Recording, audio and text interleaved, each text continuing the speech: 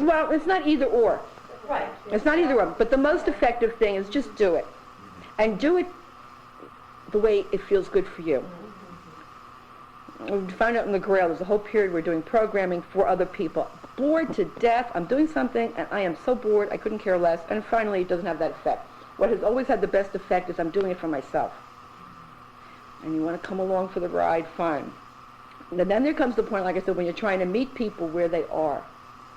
So you're choosing what has a power for you as you're doing it, and that you've judiciously chosen because you feel, I think someone else could ride with me on this one. But never ever choose something to do it for somebody else that you yourself are not connected or attached to. It won't work. Well, can I bring up my issue then about smudging?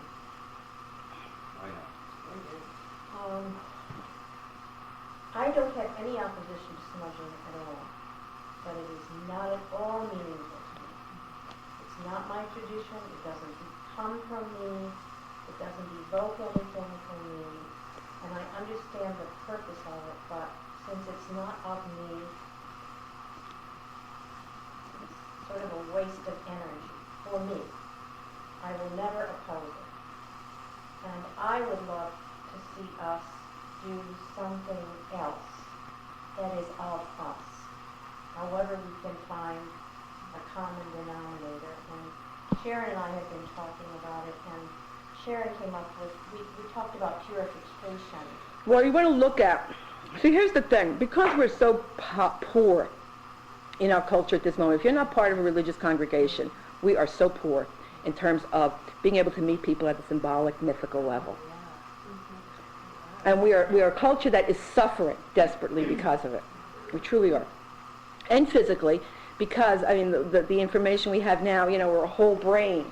And when you're not plugging into the symbolic, mythical level, the right side of your brain is suffering. I'm not going to lose what you're saying. You know, it's okay. We're going there. That people, in fact, need to be at that level, physically. We need that. And we are deprived of it. That's probably one of the reasons we're so drug-ridden, because drugs help us to do that.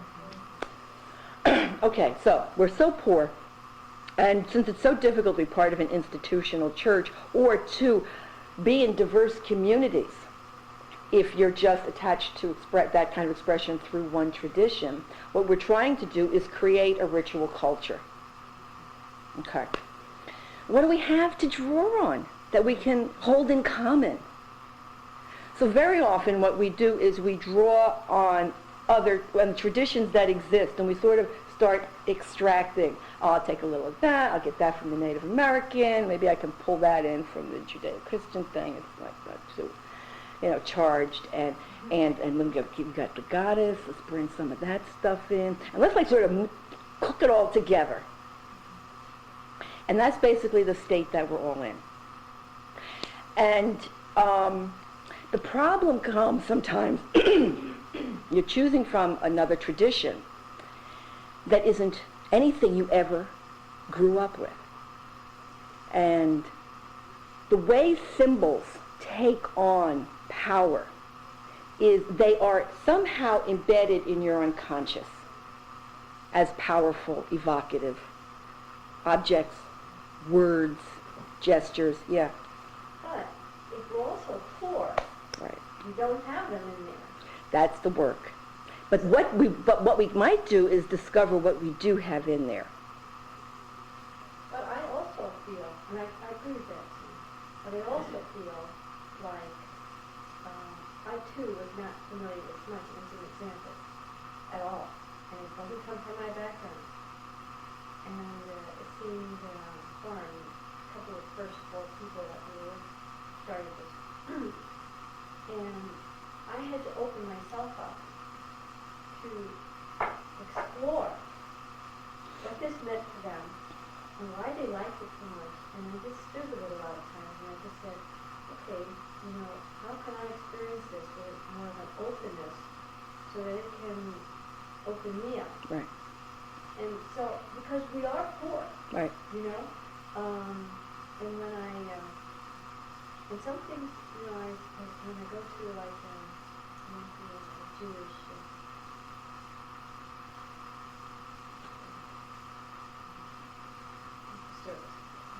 I was very turned off by the thing. But I know that if I chose to go there repeatedly and allowed myself to open up, then I could experience the sacred through their perception. So I think it's something that has to be retrieved as something in my life, like probably nature or something. Right. But I'm Right. Right. I agree with everything you're saying. This is the quandary. Like, there's not like an answer to any of it. All that we can do is explore all the different elements and the dynamics that are at work. What you're doing is pioneer. And it's not just happening here. It's happening all over I call it the Western world, whatever this culture is that's building now, this global culture that we're part of.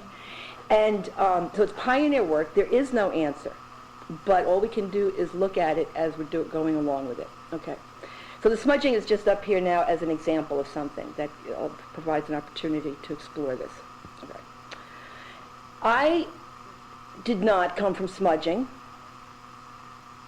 I did come from incense.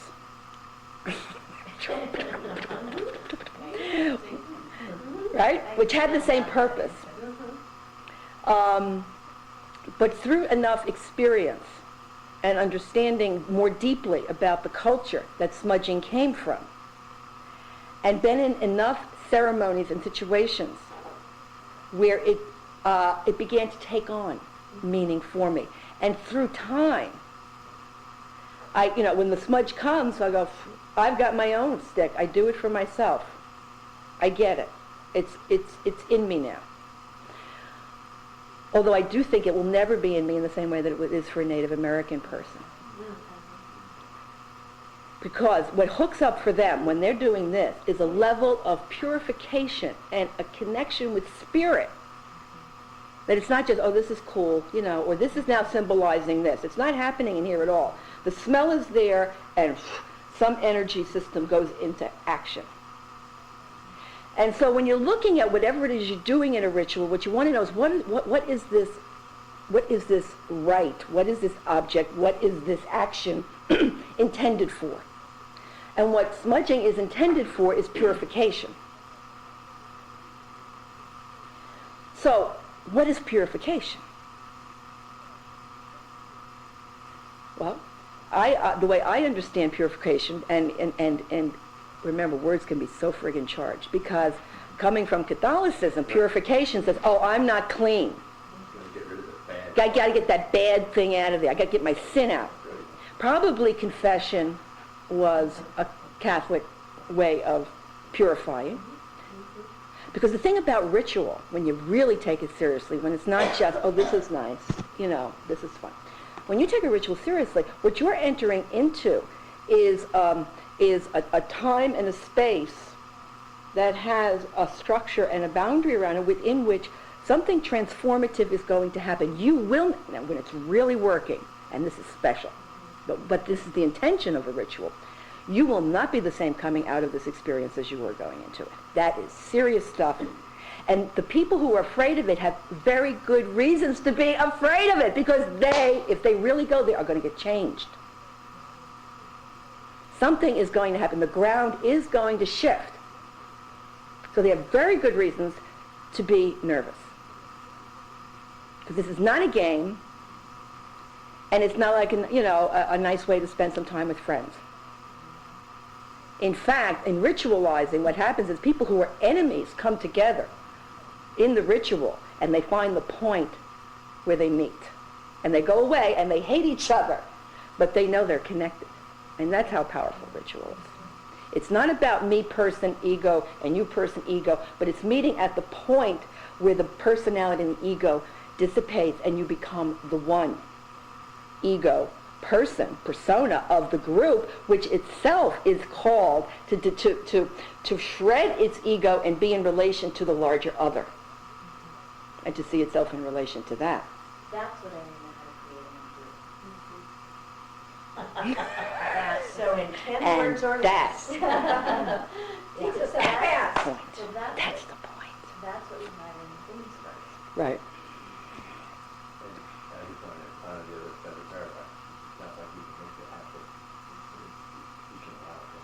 You create an environment in which it can happen.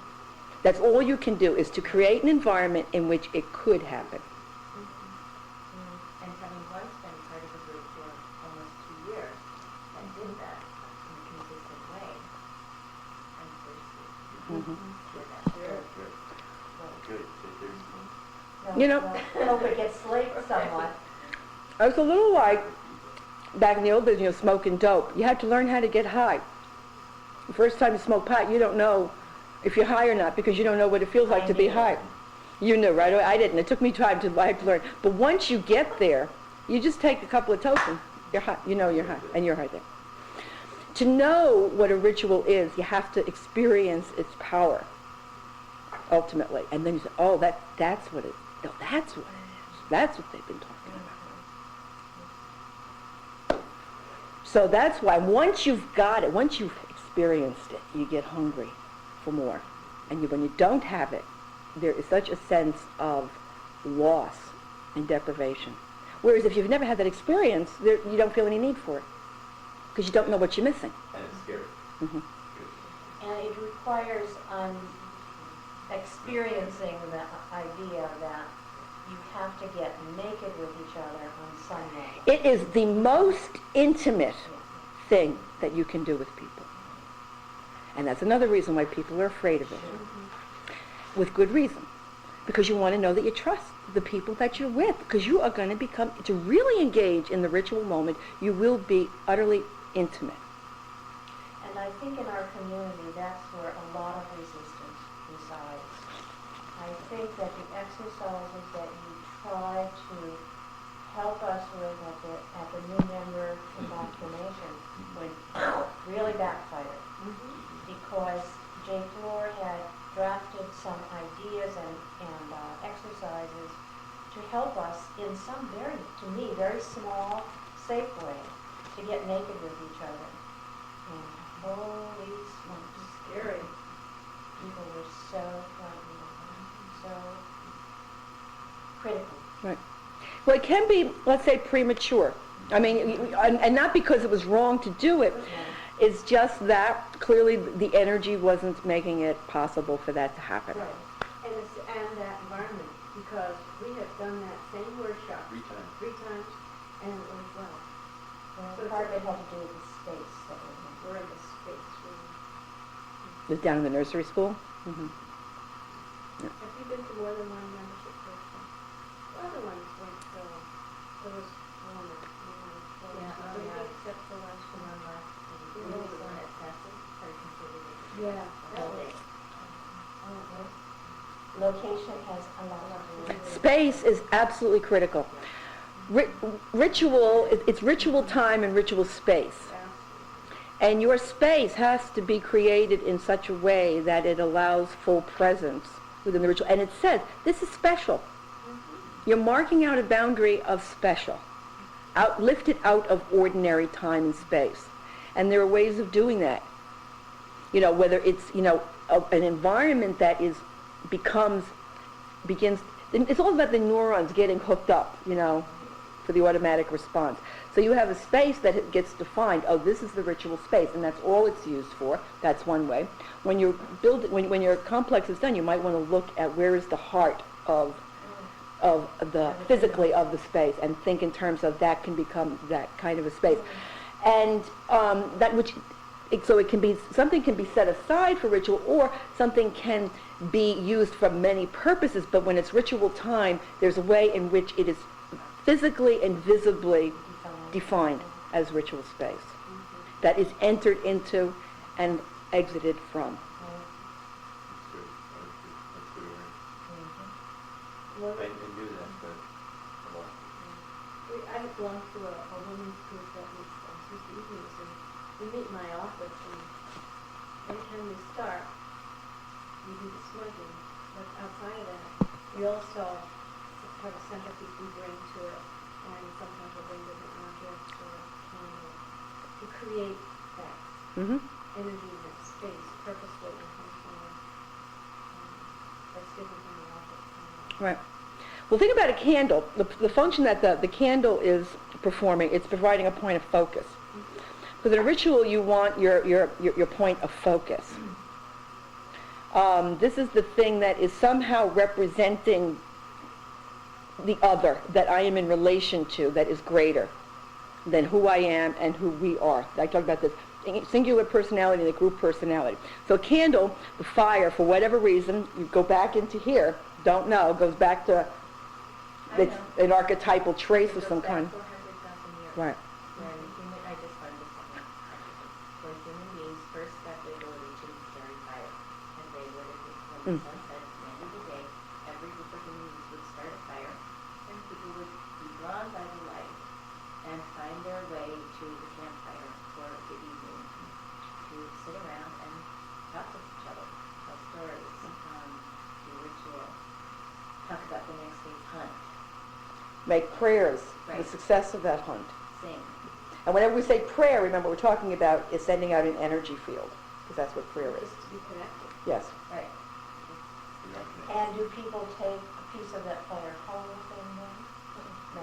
No, no. You mean for 400, 400,000 years ago? No. No, they didn't like their way home. no, I think we don't know actually about that piece. But Christina Baldwin, who has done some research and she was there, said archaeologists have found fire rings, that were 100,000 years old now. So they're theorizing that since human beings are able to, from the time human beings are able to carry fire, they were making, fire, which then actually brought people in together in a circle.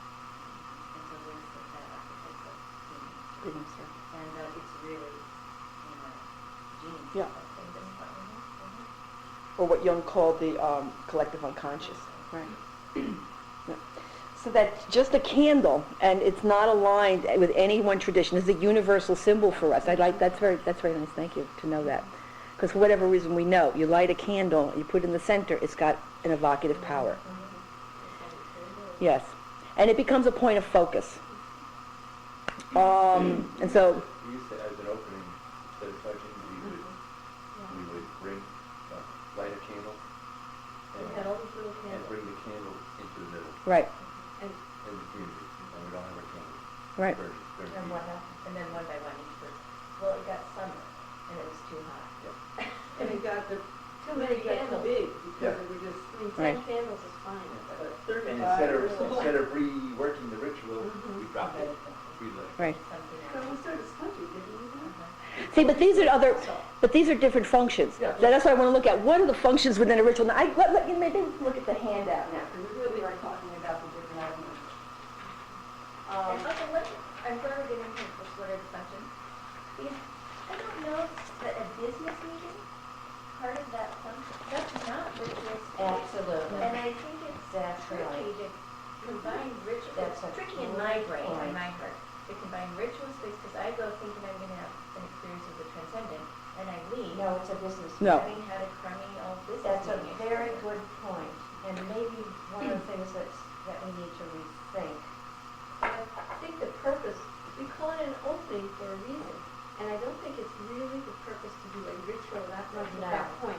The point is to get us focused on the business of being connected, that we've all come from our worlds, and the idea is just let us get going on this business, this community. What do you do at the business meeting that you're talking was not a place for ritual? I mean, are these candles and all this that you were talking about, was that going on at business meetings? Yes. That was. It was. An opening. An We're opening. bringing our Okay. presence, our crew, Okay. our light Gotcha. to the center, Gotcha, rather than, I want my own way, gotcha, you know? gotcha. It was- You're trying to set a state of mind as a way of entering, absolutely, We're it's, being it's, present to this community. yes, Even in our work. right, Even in our work, and it led, to me, instead of being this left-brain businessman, it opened me to being a Right. spiritual place among the business. right.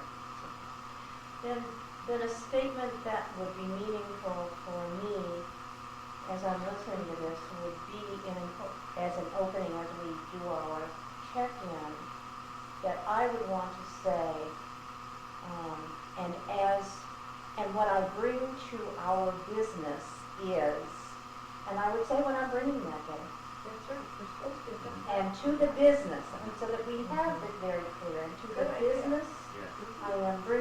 sense of humor. Yeah, That's my contribution. right. So maybe that's a way of thinking about, and we don't have to teach anybody that. We could model just do it. We model it. And what about, I mean, this is how you argue, well, what about this, what about that? What we're doing here is we're looking at where you actually are already functioning ritualistically and how can you do it in a more effective way, okay? Yeah, but it's going to happen this Can I way say one more thing also. about this one? And that is that this opening is a different purpose. This is not for transformation. No, A ritual we're talking about Right. where you go off isn't. they're different things. They're different Right. purpose. I'm hearing that. This is a little ceremony as a way of getting our minds ready to do business from our higher self, hopefully, Very good. if we're lucky. Yes. All right. It is the largest. So it's all that it is. It's a ceremony to set our business in a context, in the visionary context of the community. Very good. Okay. So that's the point. So you want to find ways of doing that. You thought of the candle, you think of the smudging, but smudging is about purification. And that's why I want to explore more what is purification and what are the different ways of showing that, if that's your intention. Or if the intention is, this is what I bring to the meeting that's of my higher self. The purification part, the idea in the smudging is to let go Exactly. of what we, Exactly. that stuff. And that's, Right. we say that as Right. we're setting up the smudge. Let go of whatever, those things that, of your day that need to be let go Right. of so that you can be present. Right. Do you invite, though, the person to say what they're letting go of? No, we don't do that. That'd be great. So they haven't made a commitment to they haven't made a commitment to the gesture. That's right. Right. And there are a handful of us, and John mentioned this, there are a handful of us that got introduced to smudging through a man's initiatory weekend. Right. And here we're standing 2 o'clock in the morning together with 50 men in a way we've never felt before. Right. Here are these smudging humans all over. Right. And that activated something. You understood what smudging is at that point. It became your own. It became yours. Right. And so we had that personal experience as if you had that Mhm. same Yes, see, it experience, is okay? as if. And Right. it isn't as if. And it isn't. Right. Right. That's what I want you to I know. want you to know I heard that. I know. And but that's where we're coming And thank you and for that's telling me we're where you're from, coming from. Right, and right. why we're so. Right, right.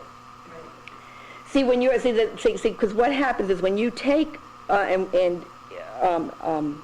ceremony, a symbol from another tradition, smudging is Native American tradition, and you begin to apply it, it can become your own. It's not that it can't become your own, but we have to understand that that has an association with another tradition.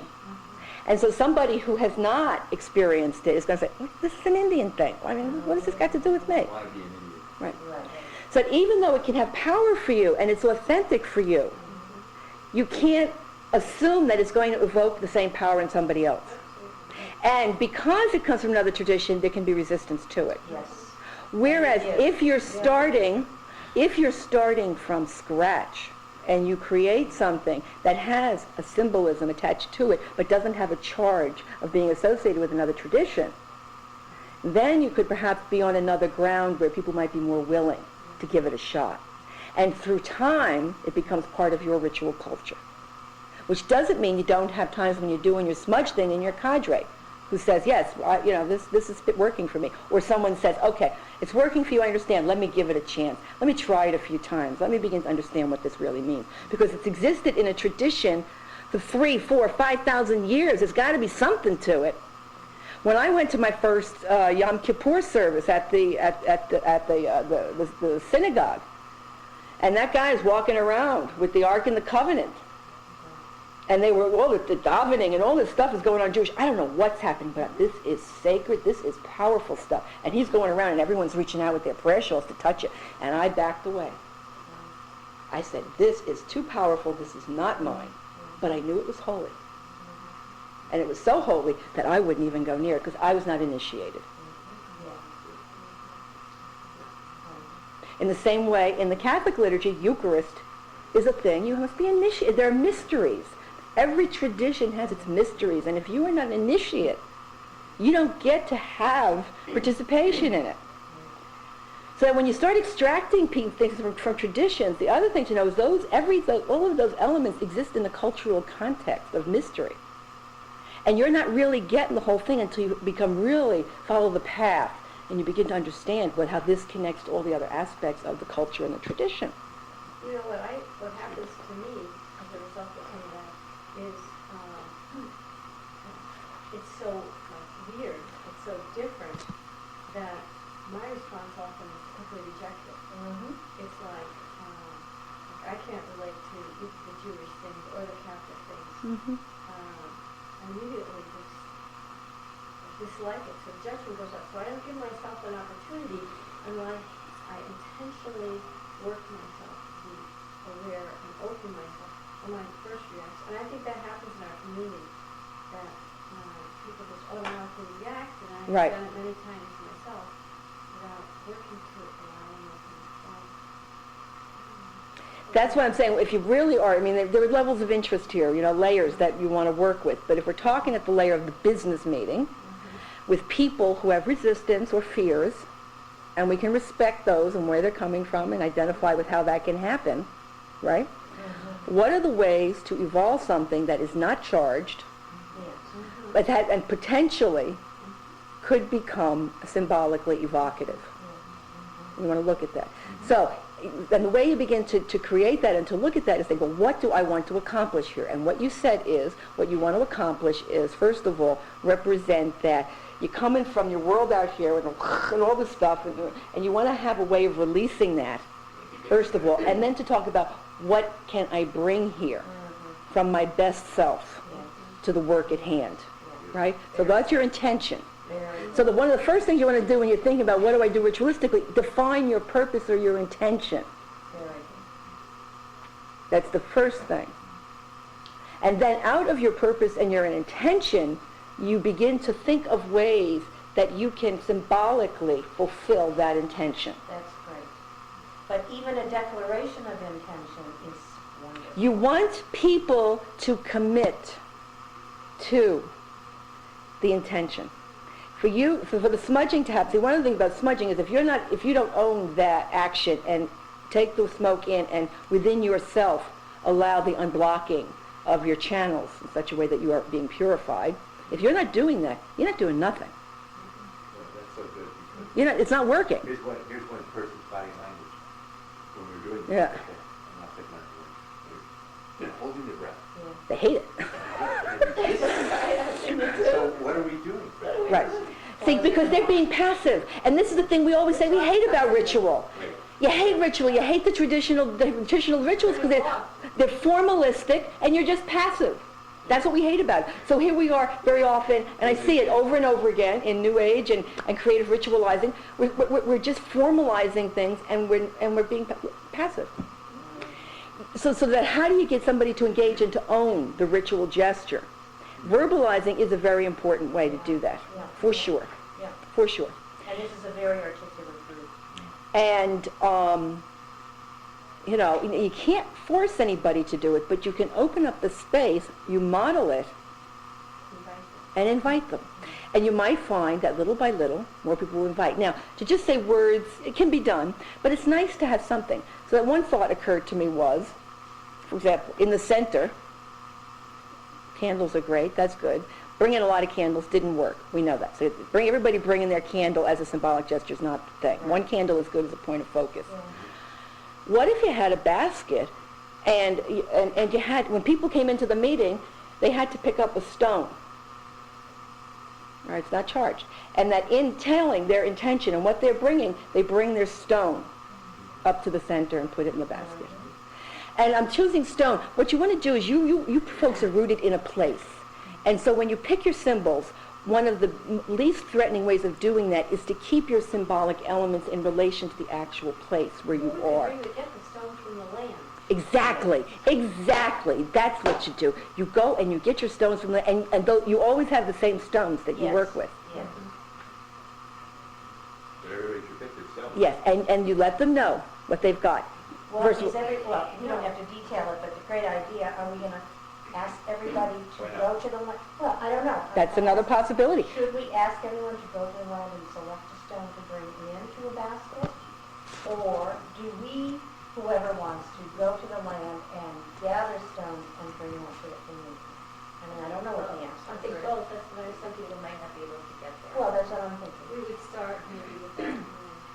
But I think that it would be also nice is that as they bring their stone, is to also think about the stone, whatever they want to say about the stones, they put it in the basket. Yes. for themselves Yes. today.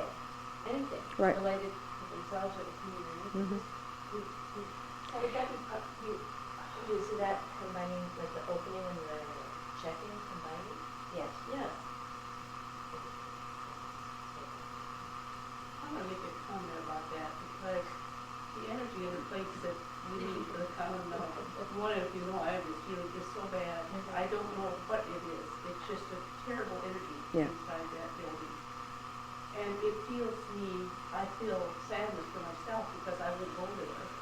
But it's also sadness that everybody else is being subjected to that. It's a real disservice to everybody to be there. And I don't know, but in time, there's so much positive energy there of the Milagro people that it might change. But it is a bad place to go. Well, I think the membership committee We is are supposed to be working on looking. it, I'll tell you. It's hard to You've given find us a space. ideas, and we explore. It's hard because we have to balance having the kids available in a good space and having the adults in a good space. And it's hard. We are trying to look at all kinds of. But I agree, the space is not conducive to this, and it is conducive to feeling comfortable as a parent when the kids are out there. Sure. Having a good time. So, I don't know. It's a real dilemma. It is a dilemma. Well, we're not gonna solve that today. That's but- not today. Well, I wanted to make the, It's very important though, Ruth. It is absolutely critical what you're talking about that I because, won't go yeah, there. yeah. And I'm missing an awful lot. I know that. And we there's miss something you. that comes that I don't know, but I just won't do that. Yeah. So, Yeah. We hear that. Yeah. I have the same feeling. Very hard. It's hard. And it has changed. That energy has It changed. has changed. Well, for your purposes, you know, it would be important to make it a priority to work that space problem out. You have a space problem, and it's very important to work it out. Yeah, we are looking at that landmarks and All right, and so that's a very simple thing, and it becomes for people an opening into ritual, you know, I think it's non-threatening. The idea that either people get their own stones or it doesn't have to be one or the other. If somebody wants to get, eventually through time, you see when you do this, the person might discover, hey, I want to have one stone that I bring to this meeting. And they might want to go get it from the property themselves, or if they know all these stones are from the property, they could select it. And it's kept, and you know, and they know that's their stone. And that's one way to work it, and then so that this thing builds up power over time. And when I'm talking about power, I'm not talking about necessarily magical power. I'm talking about the power to evoke the energy from within that can generate transformative energy. you could also have another day where you pick out somebody else's and see what that does for you. You know, and Maybe. there are, you know, and just because that's the connection of being connected to the Well, I'm diversity of us. concerned about the ownership aspect. Oh, that should be. See, that's why I'm thinking maybe there should not be ownership, but just the collective Yes. stone. And you just pick one. That doesn't belong to you. Right. It belongs To us. These are our stones. it still has the great energy of the. Right. It still has Right. the energy. Right. Right. It's funny, and what I'm focused on is people being responsible, and going through the line of issues, and taking responsibility for their own participation. But is it their stone? Then when they bring it back. That's a symbol. I understand, And if but they don't take responsibility, fine, then they don't have a stone. and they don't have one. And they experience that. That's an interesting. I'm just telling you where I was coming from. No, I'm listening, and that's fine. In terms of setting this up and asking for full participation. It's not a big deal to go to the landmark and take a stone. Not for you. And not for me. And It will be for all. it will be for some people, and then we have to figure out, do they exclude them, do we let them exclude themselves from this? Experience that, not me. I don't know. I don't know. Very I- mixed I- feelings. right. I do too, I'm not so sure if I support that. Right, I'm just. Well, something for us to think Yeah, about. Right. it's just. This is how you work it, Yeah. right? And as you know from your group, this is how it gets worked. You get some ideas going, you talk about all the different ways that this can function symbolically and how I understand very well what you're saying, and it becomes possibly a very transformative experience to be in the circle without a stone.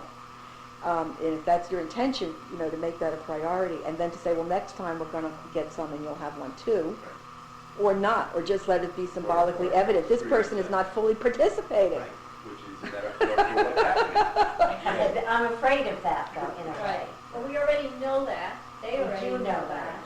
So what are It's you just, doing? to me, it's making it more conscious.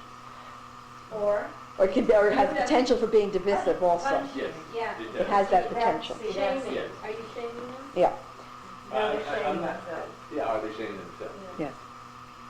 Well, it's something for us to think about. All right, so here's something you got to work with among Yeah. yourselves, all right, as a way of incorporating a ritualistic ceremonial moment in the context of your business meeting. It seems to be fulfilling the function that you've wanted of it.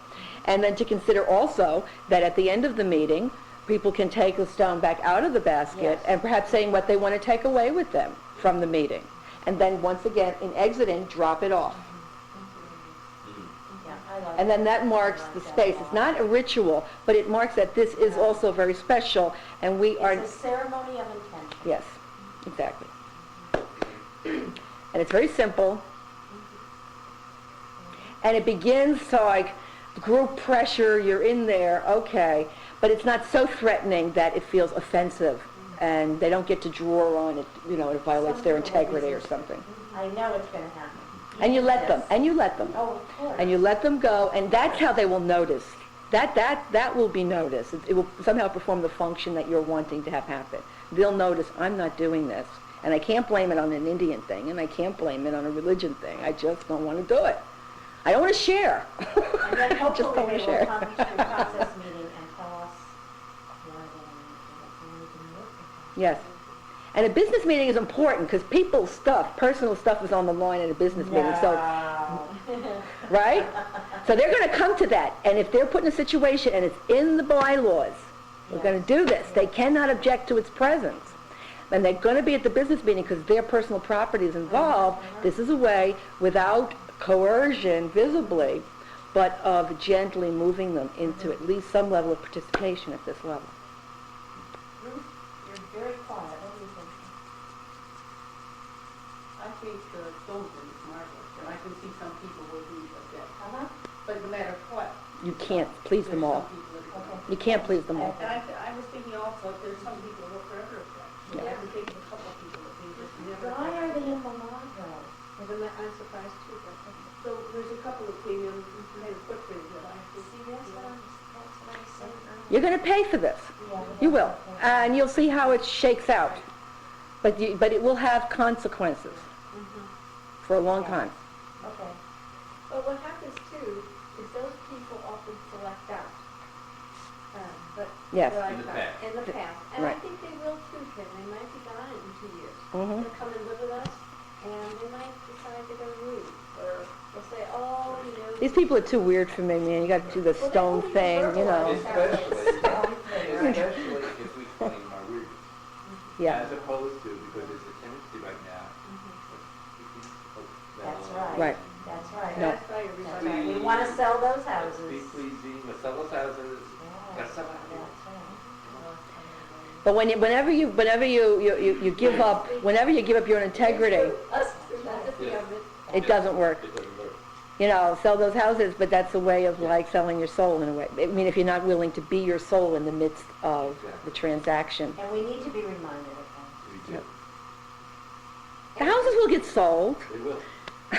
It'll happen.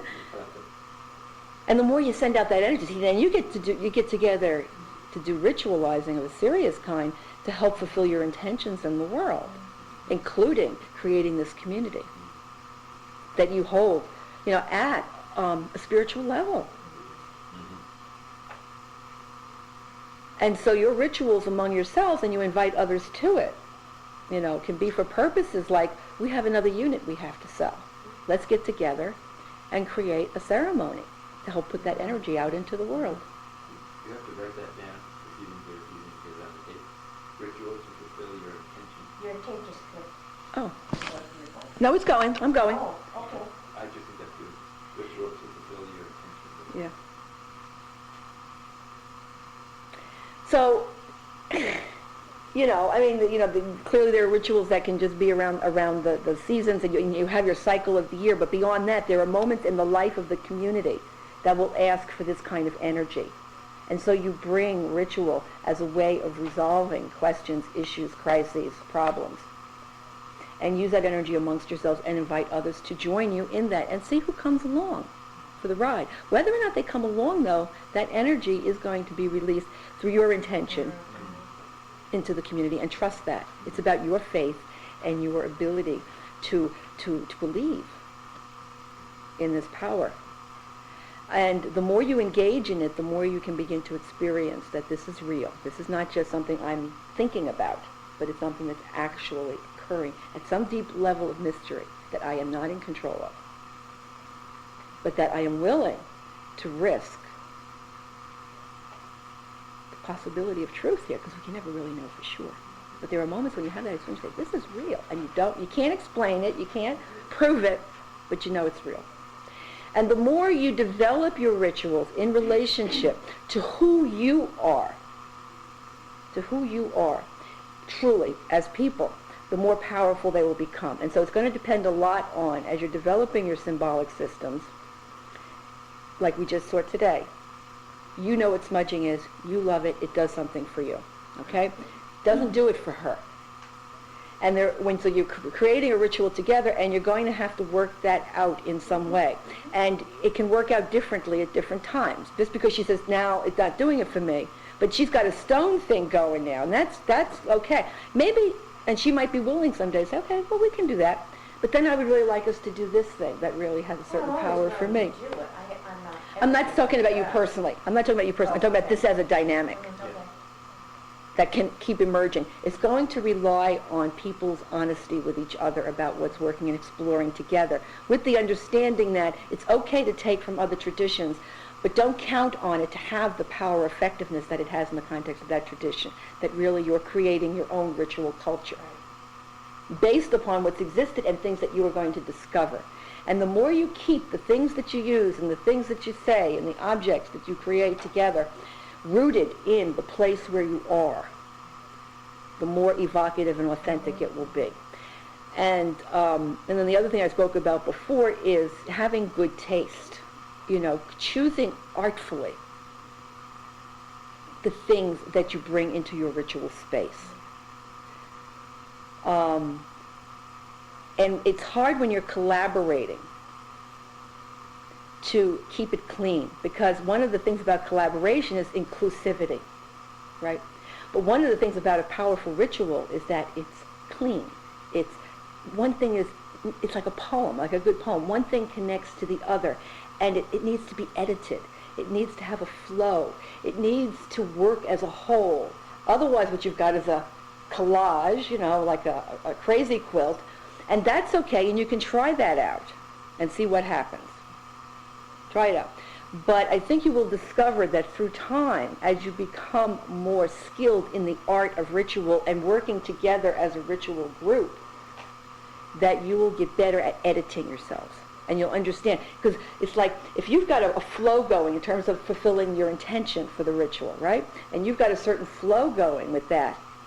Every time you take an object, a reading, a song, an action that doesn't contribute to that flow, what you're doing is you're siphoning off energy.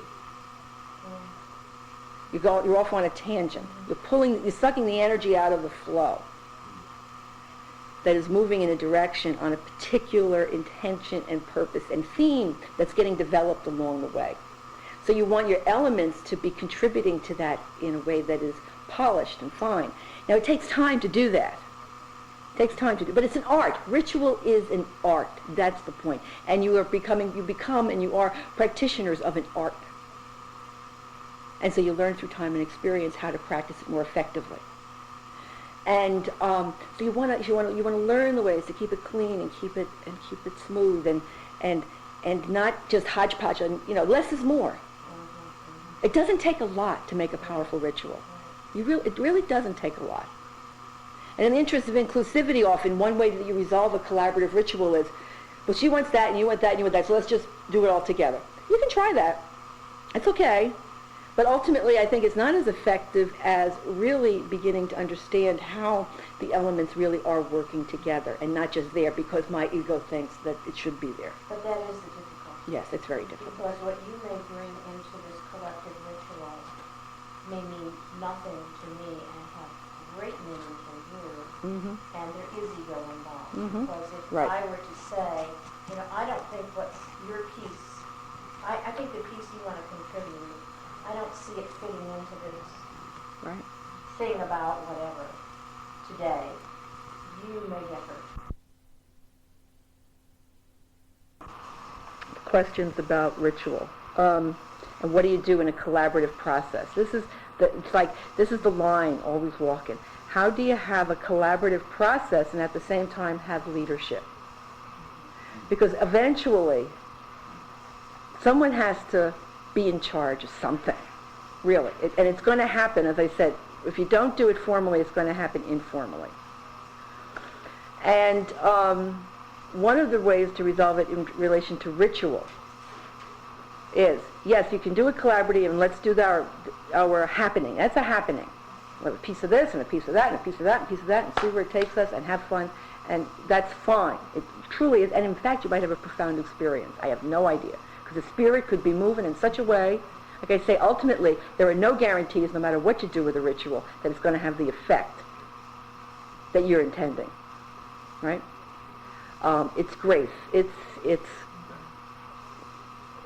Sometimes it could just be that you had the right lunch, That's what did it. You don't know. So that you can do that, and that's one way, just truly collaborative. Another way to do it is to provide for a leader.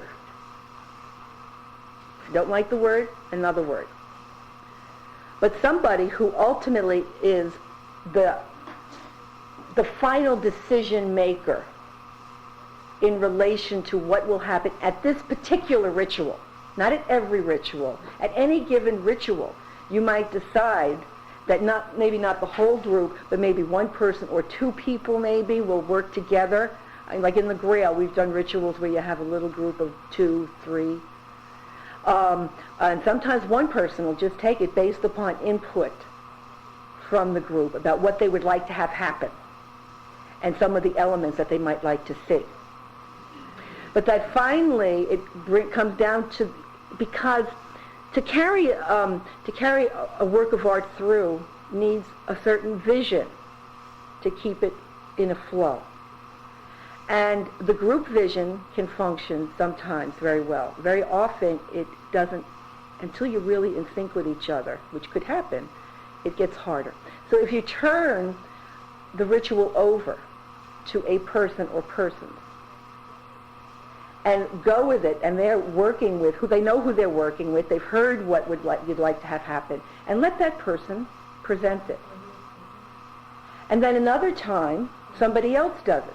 And this is one way to handle the questions of diversity also. What we've come to do in the Grail is when we get together for our week-long General Assembly, because we have no agreement about what should be the central ritual, and people are coming from different traditions, on each day is an opportunity for those who are followers of that tradition to present something from that tradition. So that one day we'll be doing a sitting meditation. Another day we'll be doing a Quaker thing. Another day we'll be doing a Native American thing. Another day we'll be doing a feminist theology goddess ritual. And everybody is having their opportunity to present their vision and to have others participate in it. And then that keeps it a lot cleaner and a lot truer to something deeper, rather than just trying to please everybody at the same time. So the statement is, this is my vision of... Right, in relation to this. And then you get to bring in the symbolic elements that are evocative for you, and the contract is, I am going to open myself up to your symbolic world for this ritual. Yeah. With the understanding that the time will come when you will open yourself up to my symbolic world for the purposes of this ritual. And that helps to build your culture also, because you'll begin to find that, as we found in the Grail, that you'll be in the middle of a Catholic thing and you'll have a smudging going. And you begin to incorporate elements. But From then the, it becomes ours. and not only that, but they're coming from the traditions and the symbolic world of the people of this That's community, right. That's right. as they have been experienced in this community. And then there's no pretense, there's no lie that says this is our Yes, ritual. it's not about a corporate identity at that Correct. point. No, Right. no. This is my idea. Right, this is yours. Or yours and Yeah. Roots, because you've worked Yeah. together on it. Sure. But through time, you will begin to develop a collective ritual identity. Yeah. It will happen. Great. That's it. As we've done in the Grail, we have everyday diversity where people bring what's near and dear to them from their tradition that they want to have the whole community enter into. But whenever we end that General Assembly, we have a ritual, and that's the central ritual, and there's been a planning team of maybe 5 people who've put that together, based upon knowledge of a community that they've been part of for 20, 30 years, or sometimes 2 years, and they're learning along the way as they go. But a ritual inevitably exists that we are all connected with, because we have been together and we have developed a culture together. And it's created by 5 people, and they know who we are and what symbolisms will work and what language will work for all of us. But that takes a lot of experience to And build that. time. Yes. Time. Yes. That's the vision. Yes. Yes. But Yes. this is the way of beginning. Yes. Rather than saying or imposing, this is our culture. Right. Wrong. Right. This may be your culture, our culture, her culture, and we're trying this. We're trying it on for size. How does this fit? Da-da-da-da. And opening up to each other's culture with the understanding you're a diverse community, and what you're bringing, each of you, is the culture and the background that you come from. Now let's see, when this all gets together, what might be able to be created. But the only way you can do that is by experiencing it. And this is an invitation to diversity. Yep.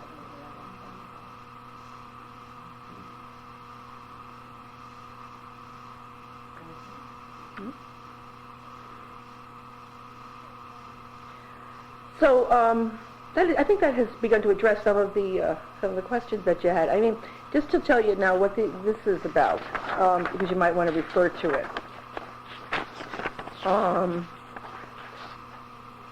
Anyway, the Question in Community article comes from the Ohio Humanities Council magazine, and I thought it was relevant to the Grail a long time ago, so I took it and thought I'd share it with you. And they're just reflections around community, and I won't go into that now, but it's something you might want to consider later. Got a few quotes here on ritual and community, which can also be interesting. But because of the time limitation, I'm going to move on to the elements of a ritual, and I'll go through each of them so that you've got this to look at and to reflect upon amongst yourselves. So, this was I put this one together because you open any book and they'll tell you their understanding of what the elements of a ritual are. All right, there's no one story about it. This is the one that I put together based upon my own research and my own experience, okay? And the first thing, the most fundamental thing, is what is my purpose for this ritual, which is another way of saying an intention. And that purpose or intention is rooted in the vision and mission and the culture of the community. All right, I'm on elements of a ritual.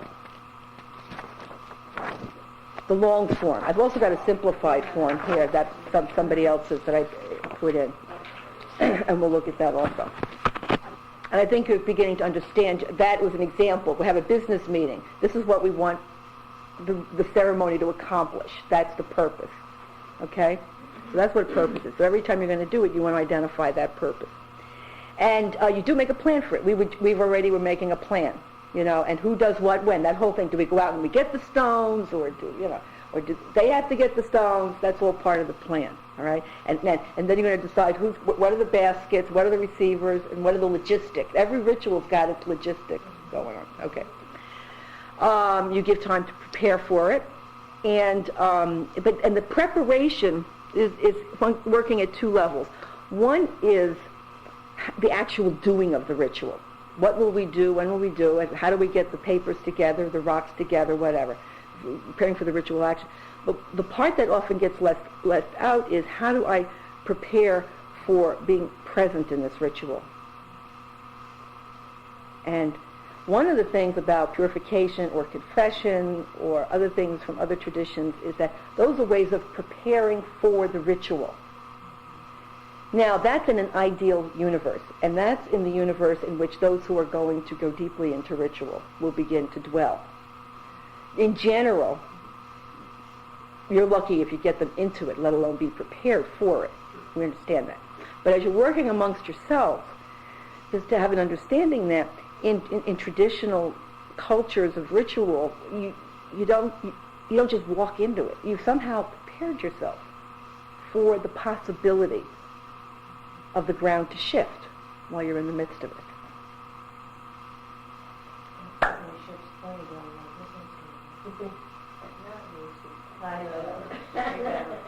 And your business meeting is not a ritual. No. So this could happen All right. if you set aside a weekend for a ritual first. Mm-hmm. And you say, how do I prepare for this?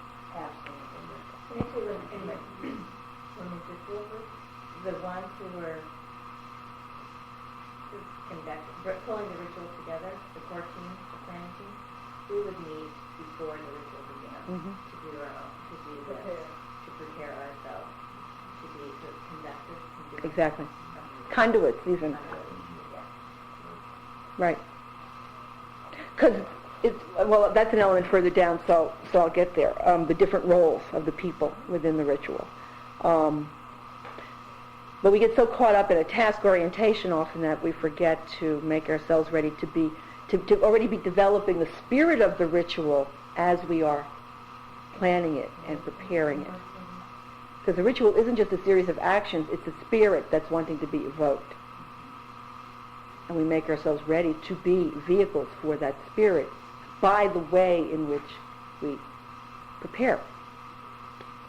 And begin to integrate the ritual into ourselves in the course of preparing for it. A ritual has a structure. It has a beginning, it has a middle, and it has an end. And the beginning and the middle of the end have particular functions, which I'm going to look at because I have a longer thing on the structure of the ritual. It has a defined space and time, which we've talked about, and that space and time are appropriate to the purpose of the ritual. Everything in the ritual exists in relation to your purpose and intention and must be held up and to reflect that when you choose it.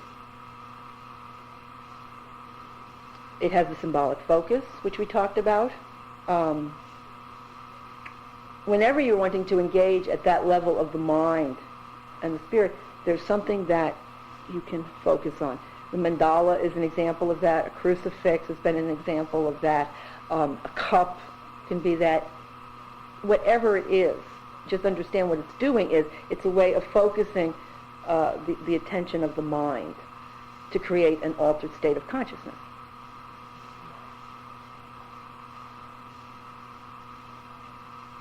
All right, it's your mandala. It's your point of allowing the mind to go different than it does in normal space and time. And it's treated with reverence. It's a sacred object. It's another way of saying sacred object, symbolic focus. It's a sacred object. And you treat it with reverence.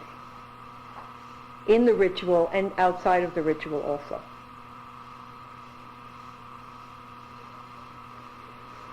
There are many forms of expression, and the more senses, physical senses that you use, the better. We are embodied spirit, and access to the spirit comes through the body, and we love the body, and we want to please it as much as possible, because the more the body is pleased, the happier the soul is going to get.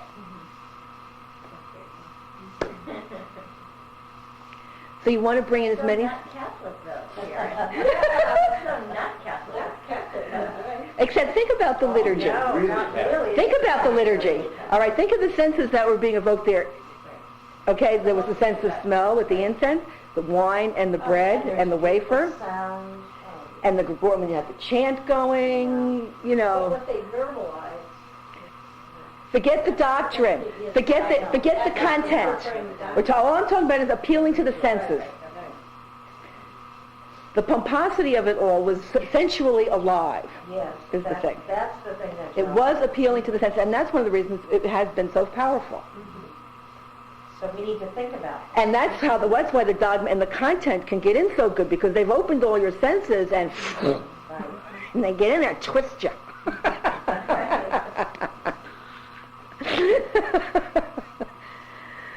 So yeah, you want to use your senses as much as possible. And that's one of the functions of smudging. I mean, that's coming through the sense of smell. Very often it's good to, if you're, I mean, I know your business meeting isn't the place, but I'm assuming there are going to be other forums for true ritualizing, you know. And so to have something to share together, whether it's bread or whatever, you know. Just an example, we created a groundbreaking Yes, That was on the a land, yes. and a lot of these elements miraculously showed up. Not consciously. Of course, but because it's you intuitively know how to do a ritual and what a Right, ritual needs. Right, and we got some help. Right, And that was a lovely It thing. just worked, it just flowed. right, So there have been times, right. but we've done this. Right. So you're as I'm going through these elements, you're recognizing, oh yeah, we did that, we did that, we did that. And you know the one when you did those props into that poultry bag? Yeah. It was very nicely thought out. But I didn't, Because you were not connected. It missed. it missed something. Well, you know what, I'll tell you why. Well, one thing It was because Melissa didn't take ownership. She did, now I'm understanding. Yeah. Melissa could have said, I want to do this, it is meaningful for me to do this, it is my ceremony. It was an imposed ceremony for the community, and that's why I didn't have, I'm realizing it.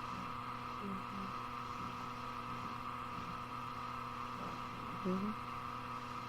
So how many people have to be involved in the plan of it for it to be meaningful for the larger group rather than sort of run away with Why it? can't it be one as long as you take ownership?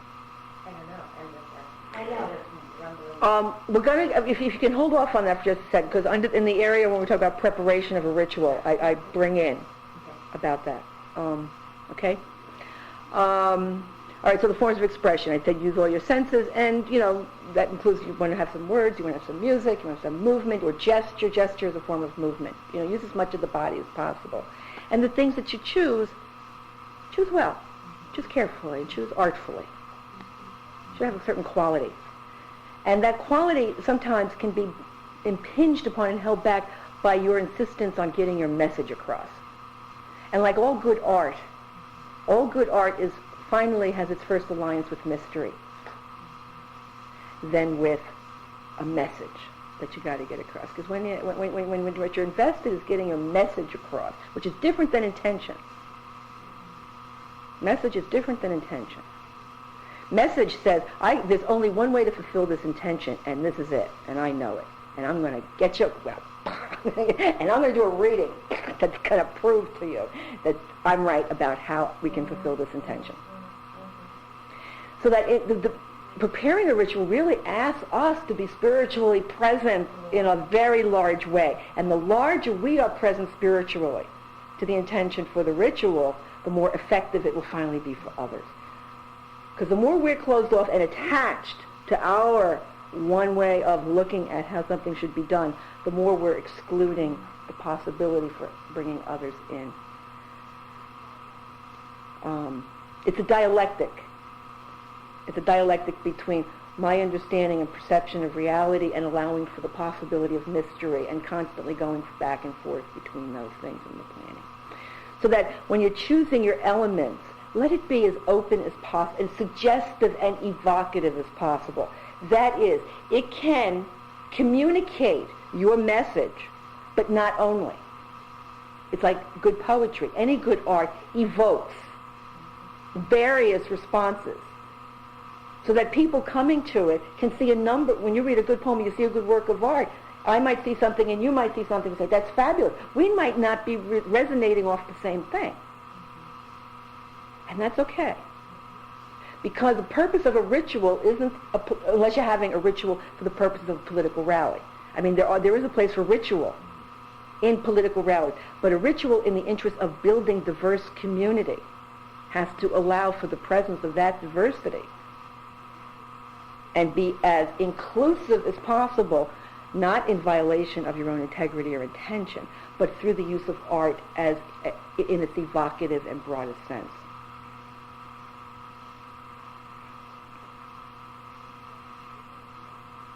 Because you're not sharing, you don't have the same kind of agreement amongst yourself that allows for narrowing down and intensities of energy around a very defined content. And you'll find your ways through that. We had a tile making event on the land. People that took a lot of trouble to bring the materials that we needed to design and make tiles. Everybody was seated at tables sharing tools and paint and things. That was a kind of ceremony. And we worked side by side, and it was a very lovely way of being together, centered around an activity that was tactile and visually. We didn't call it a ceremony, we called it a tile making. But it was, when you think about it, a kind of ceremony. We call it another way of bringing the community together. And why do you think, why, I agree with you, it probably wasn't a ceremony, and why wasn't it a ceremony? What was missing? You said what was there. What would have been missing to have made that a ceremony, do you think? To verbalize the intention. To verbalize your intention and to mark out the space and define this as ceremonial space. I didn't experience it. Well, I didn't, but I'm thinking about it. Connected. It was a connected one. It would be lovely gathering. Yes, it it was very pleasant and enjoyable. But it's really, I have a really, for me, ritual and ceremony provides an opportunity to transcend the mundane kind of space. Right. That's it. Right. And certainly could have for others. Right. There's something else, and that's why marking out the space as outside of regular time and space immediately puts you into another level of presence to the activity. Not that activity couldn't have a ceremonial Yeah. element, but that it's the level of presence to that, and so that it wasn't evoked. That level of presence wasn't evoked for you because it wasn't defined in that way. It could have been. But it could have been. But it didn't enter that way. Right. Right. And that's an agreement. You have to be an agreement. We are now together entering ritual time and space. What I experienced was everyone introduced the artist, allowed a bit of the artist to come out in the room. There was no other judgment. No, there was no judgment. Wow. Right. So here we were in our, so here we were in that artist space. And so I transcended some of the time and space. Yeah. And we took the community in a new way Yes. as artists. Yes. Well, as children. And children. Yes. One thing I would go back to what the first thing is that it would help if we define that this is coming from my tradition. Mm-hmm. Yes, that's right. Right, and I can see that would be very helpful. And on the other side of that, or another thing to consider is how do we help people we can verbally invite them to be open to all of the different traditions we are told to do, rather than just witness your tradition. Yes. Yeah, I would like it not to be just like, well, okay, I'll witness yours, you witness mine, I'll witness hers. That somehow, I don't know how to help people understand that sense of benefit of being open. You know what? Because I know exactly what you're trying to go for here. And because when you're practicing something from my tradition in the context of a diverse community, you don't get to practice your tradition in the way you would with people who share that tradition. So that what you're doing is you're finding within your tradition some of the essential universal elements that other people can have access to without being part of that tradition. And that's the challenge, is to find what is it within what is so evocative for me that could also evoke the desire of somebody to experience it who doesn't come from this. And how do I create a context in which I am offering this that can make sense for somebody and be evocative for somebody who has never been part of this before. So it's all about finding universalities. And all good traditions, when they're creating their symbolic world, are appealing to universal elements. And that's why when I was at the Yom Kippur service, I understood this is holy. No one had to tell me. And I knew it was powerful, and I knew it was sacred, and I knew I wasn't initiated to practice it, but that was a sign of how much respect I was getting off of it. So that what you're choosing when you do it from what we're calling your tradition, which is really, in other words, talking about your symbolic mythical universe, is you're looking for what is essential here that I can universalize by the context in which I present it, and I can do it in such a way that somebody else can experience or get a glimpse of what this really might be about and be willing to let it into themselves. That's why I say this is an art.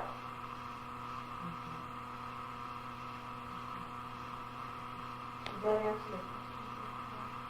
Yeah, because it looked at it from a different perspective. I was trying to look at it from a way of how to prepare those others rather than necessarily reach them through the ritual itself, even though you can. That sounds like a wonderful approach, and I'm really thankful you said that. I was just thinking outside of that, how do we prepare people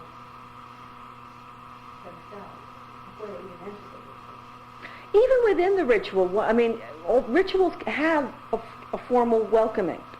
And they can have a formal welcoming and an opening. And you help people understand this is what we're going to do. This is why we have gathered. This is a statement of your intention. You state your intention at a ritual. We are gathered here today to do the following.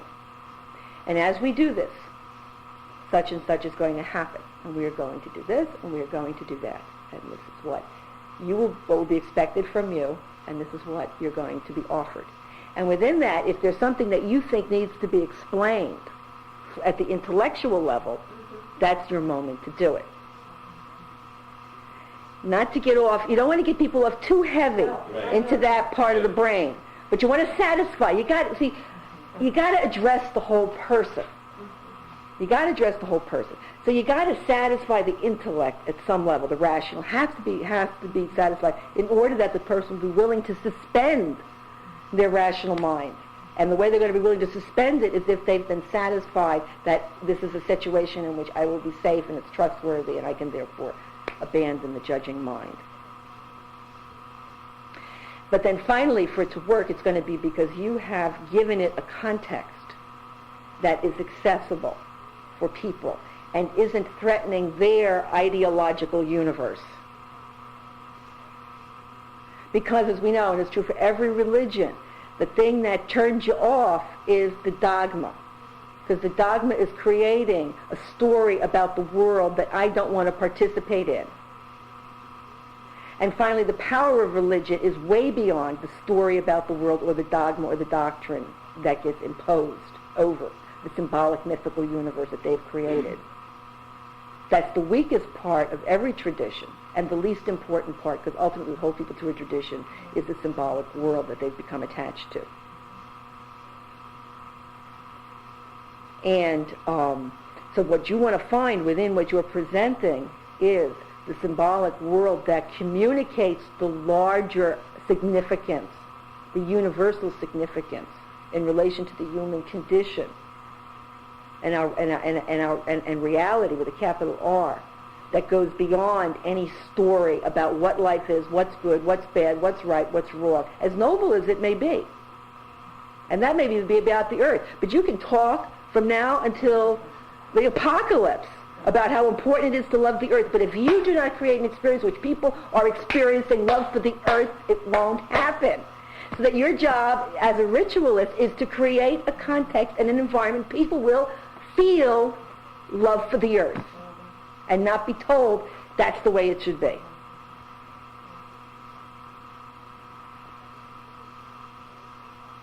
It's like what makes a good poem. I always tell people in my workshops, don't tell me how you feel, make me feel it. Don't tell me what's right, make me experience the rightness of it all.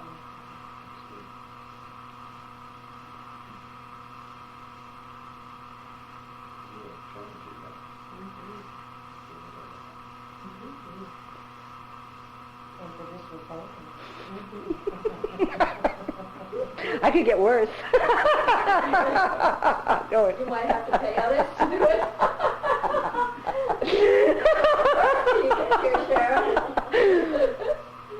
So the ritual will have opportunities for spontaneous expression because if, the spirit's going to be there and we can't control that. And so we want to allow the possibility for that spirit to express itself. So when we did this groundbreaking, what showed up? Right. That was so fun. And it flew all around And the it really does. Fabulous.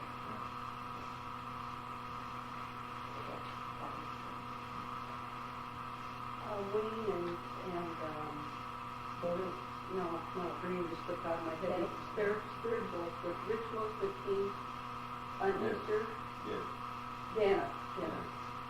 And and I and somebody else went out to, there were four of us. Oh, and Wayne Kate went out to the land and did a ceremony with Janet the last time she was here. And the Hawks were again. Oh, wow. It was just before they broke ground. And it was, the breaking of ground was ahead of that a little bit. No. Yes, just like the day before, this was on Sunday when we get ground on Tuesday. It has happened to us before. I can't remember the time before it happened.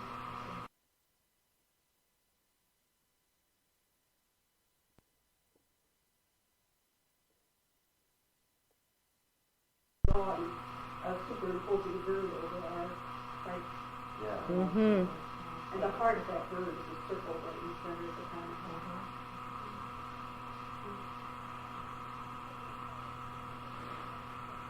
So there are spontaneous expressions that come from the world outside, and then there are the ways in which people are moved within. And very often, the circle, opens up a moment when you don't know what's going to happen next. You invite people, like as you talked about with the stones, to present what you have to bring and then to present what you're going to take away. That's an example of spontaneous expression. And you don't know what's going to happen. You don't know how many people are going to come. You don't know what they're going to say. But you allow for it in a structure. It's all structured in. You never lose your structure. Right? But that is part of what you're building in, is the allow for the uncontrollable and the unknowable. And then you have the various people who are there. Ritual's got to have people. And there are basically three levels. Witnesses are those who are who come, who have not prepared for it, have not prepared it. They come as witnesses, but yet they are invited to participate in the moments that you have structured in for spontaneous expression. They are invited to participate. You can't coerce them, you can't expect it, but you allow for that possibility that they will be moved. And hopefully, if you have created a ritual that is moving, they will do it. They will be moved. And maybe not all of them, but some of them will be moved. And the key to getting people to get up and to do the thing is you have, apart from the fact that you have built a community that wants to do that together, but you have created a context and created a ritual that has moved them to want to say something, to want to be part of this. This is where authenticity is. Exactly. Exactly. Something has shifted in them. They see something. They've felt something. They But it got has to something. be because- I want to say something here. But it has to be because we are authentic. Right. Right. Right. And that gets me to one of these people in here I've identified as leader or leaders. Choose your word. I'm just using here. And these are the people who are coordinating the overall flow of the ritual so that you have participants, those who have been prepared in some way, and we'll talk about that for it. They have a part here. At this part, I want you to read this. And at this part, I want you to light the candle. And I want you to do that. So these are people who have a part to play. But they're not doing the overall. There are those who have planned the overall. And at every moment, they're guiding it and moving it and keeping it flowing with a good rhythm and well. Okay? But one of the most important functions of these people are that they are vehicles or channels for the authenticity of the ritual. And they are the ones who help us to believe in what is going on. And the way they help us to believe in what is going on is that they believe in what is going on. Otherwise, it's a failure. And that's why it is important to have somebody who are representing that role within it for that ritual. Not forever. We're not talking about creating a priestly caste here. It's not a role that you are, it's a role that you perform.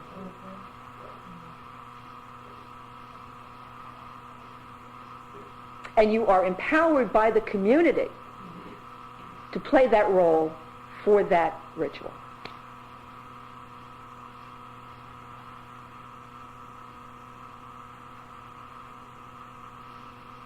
Right? And every ritual will have some kind of unifying action and expression and response. Some gesture, something that pulls it together. And there is a way of being in a ritual that is different than being normally. There's a certain presence. And to be that ritual presence without getting pompous and pretentious and so solemn. Like, Oh, very self-conscious. yes, very solemn. it's very tricky. It's hard. And the only way you get there is, first of all, that those who are leading it are themselves present there. And when you're present there, you don't have to put on the voice or put on the act. You're just there. And the way you move says, this is reverent. This is important. But at the same time, if something happens, you start to laugh. Because laughter and playing also becomes part of a ritual.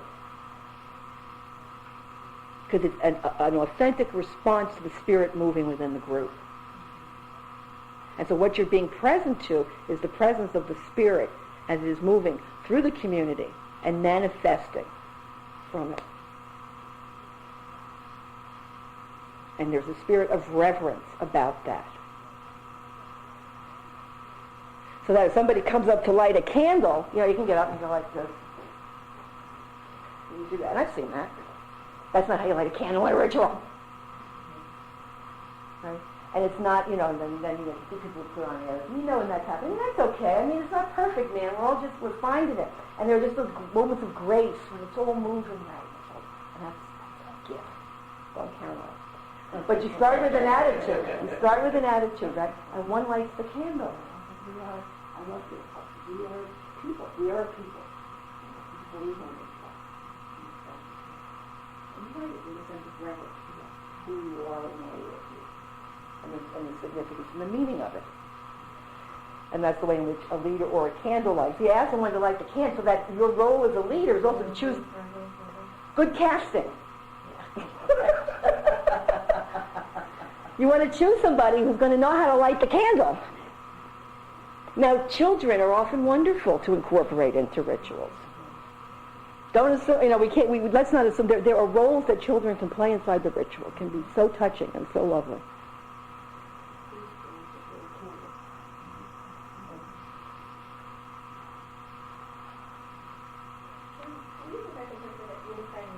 Yeah. I think it's quite, even like that, was something that happened as part of a middle, or?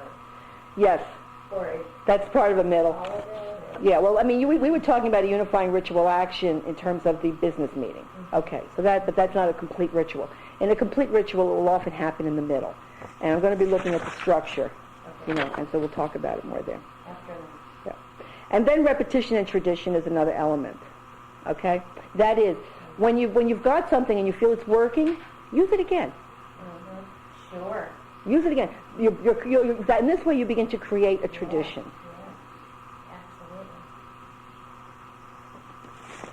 Yeah. Okay.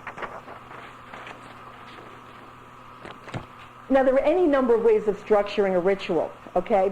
But generally, what you're going to have is, and they're not necessarily in the sequence that I have them here, but generally these are the elements that would be contained in an opening, in a middle, and in a closing. you want to, as we already talked about, you're marking out that this is sacred space and you are entering into it. And you want that to be a formal entrance of some kind or other. People should have consciousness. Okay, I am entering a space that's going to be different, and it's going to bring, something is going to be different than it normally is. Depending upon the space you've chosen, it's going to be, you're going to adapt that entrance into the ritual space depending upon where it is. So that if it's a place that you normally use for other purposes, you find some way of marking it off. And people know that when they come into this space, they're not they're, it's different now. It's different time. One way of doing it, and whatever ceremony of purification, letting go, the rite of relinquishment is what I'm calling it here, the purpose of smudging is often fulfilled. Very often it happens as you come into the space, rather than when you're already there. But that the requirement for entering is to have this letting go. That's a way of signifying I am preparing myself now to enter into another possibility. But that's hardcore. And, depending, you're going to decide. When you're among yourselves, there's one way of doing it. But if you're doing something for the group as a whole, that's a little too hardcore. You're lucky you just get them into the space, Amen. And within that opening, there's an invocation of some kind. And within your diversity, you're going to find out how you're going to get what language you're going to begin to give to that invocation. But invocation means you're calling upon something outside of this community, some force, some energy, some history, some reality. You're calling on the ancestors. You're calling on something to help you and to be present with you as you try to touch the holy or the mystery or the truth. Or you're going to develop the language that's appropriate for your group. But it's an understanding that we are contingent beings. We are in a state of relationship and dependency, and that we are not alone. We are not the containers of the power. We are co-creators. We are participants in a larger power, and that our community isn't self-contained unto itself, but it's a reflection of something that's in relationship to something greater than ourselves. And you call that out, and you acknowledge that reality, and you call the presence of that larger being to be with us and to help us. That's an invocation, as best as I'm able to explain it. That was really great, because we're just reading music and whatever places it looks like great. Something we think about that we do here a reflection of our interdependency, to Yeah. be in a relationship with Yeah. others. And you can call upon the earth. I mean, you can call upon a tree. Call upon whatever you want, but what you're doing is you're acknowledging, I need help. We need help. And we live in a culture that is so fixated on self-reliance and independence and totally in denial about the reality of our contingency and the nature of it, until it comes time to die, and even that they pretend they can put off.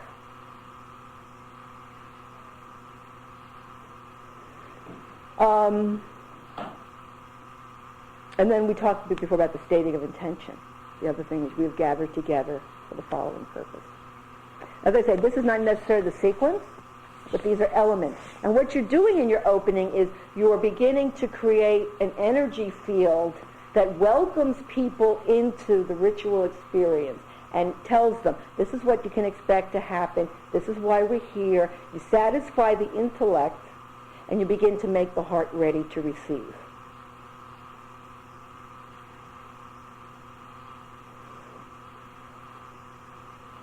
All right, and then you begin to enter into the heart of the ritual itself, which is a deepening in your intention. And the way you do that is through music and through story and through this unifying action that we talked about, which can be almost anything. If you're at a groundbreaking, it can be, digging the ground. It can be planting a seed.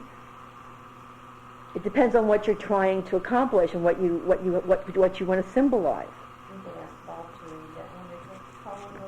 It was fabulous. I love that. The stones, little stones and big stones. You read a great thing last night.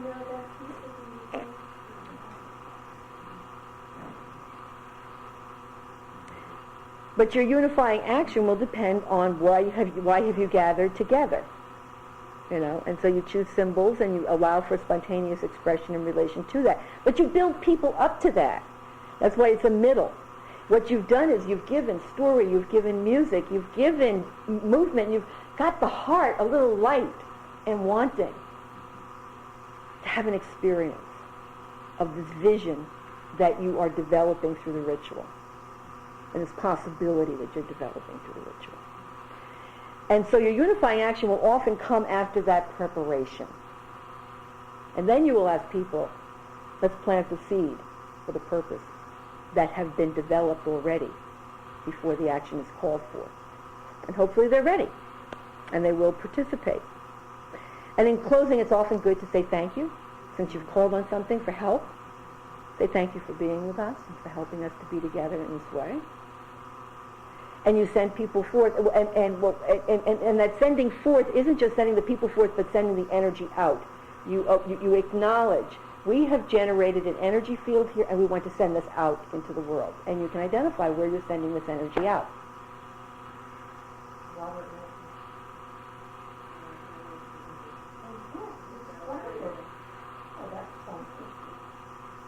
People, and if you want Robert Redford to give you money, and you're doing, that's part of the energy you're generating, and, send that out. We want to send that out to the people we need to help us now. Now, people talk about grounding. You need to ground yourself at the end of a ritual. That's one way of doing it, actually. Grounding seems like you got to go down, but not necessarily, that's another way of sending energy out. The idea is that you're putting your energy out of you and into the larger world. So grounding is one way of talking about that.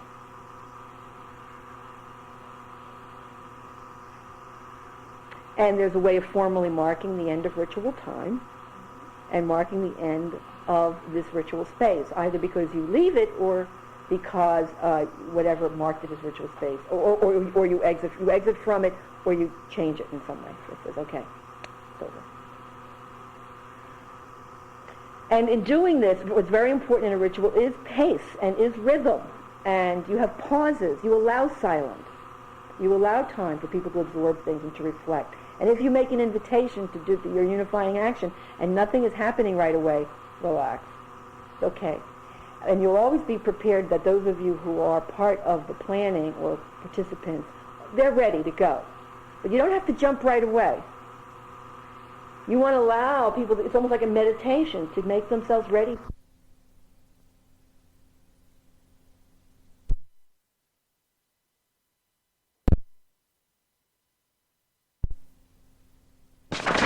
Okay, so in the last sheet, it's on the very back, steps in preparation of a ritual. Now this, of course, is based on an elaborate thing, but then there are simple things. And depending upon the simplicity or elaborateness, you'll have one or more steps that need to be taken. So let's see how we're doing in relation to tomorrow. Because actually there are two things that are being planned. You've got the morning and then you've got the afternoon. Okay. So the first step, identify your purpose. All right? And I think we've done that. How would you read that back? Like, what's the purpose of tomorrow morning? Whatever ceremony you do in the morning, what's the purpose of it? To create a ceremony of the gathering of the community steps. Okay, great. Good. And let's just work with that as we run through, and then we'll look at it in relation to the second one. So then you make a plan, which is already starting. Where are we going to meet? What time are we going to meet? Right? Have you identified what you're going to bring with you in order to carry the stones, right? That's part of the plan. Just ask someone to do that. Bring the container. Yeah, just any kind of container. Okay. Not the ceremonial bowl, because that's the afternoon, unless you want to. Now, excuse me, I'm staying out of this. Collected in the ceremonial. Okay, so you're going to gather in the ceremonial bowl. green glass bowl. How about These that? are rough stones. I have a basket that's small at the bottom, and then it gets big, and then it's about this small. It gets smaller there at the top. I'd like it to be something more Open. Open. Is what I was thinking. They're 40 stones, you need like. Good, that's be very heavy. No, we have that basket that I used to carry my roof stuff in. It's about that big. Good handle.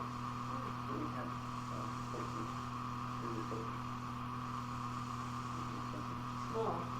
So I'll bring that basket, if anybody else finds anything. Yeah, I'll look Yeah. around the house and see what I Yeah, have. let's I each may- bring something, and Yeah. then we'll see. Yeah. Mhm. See That if sounds Right.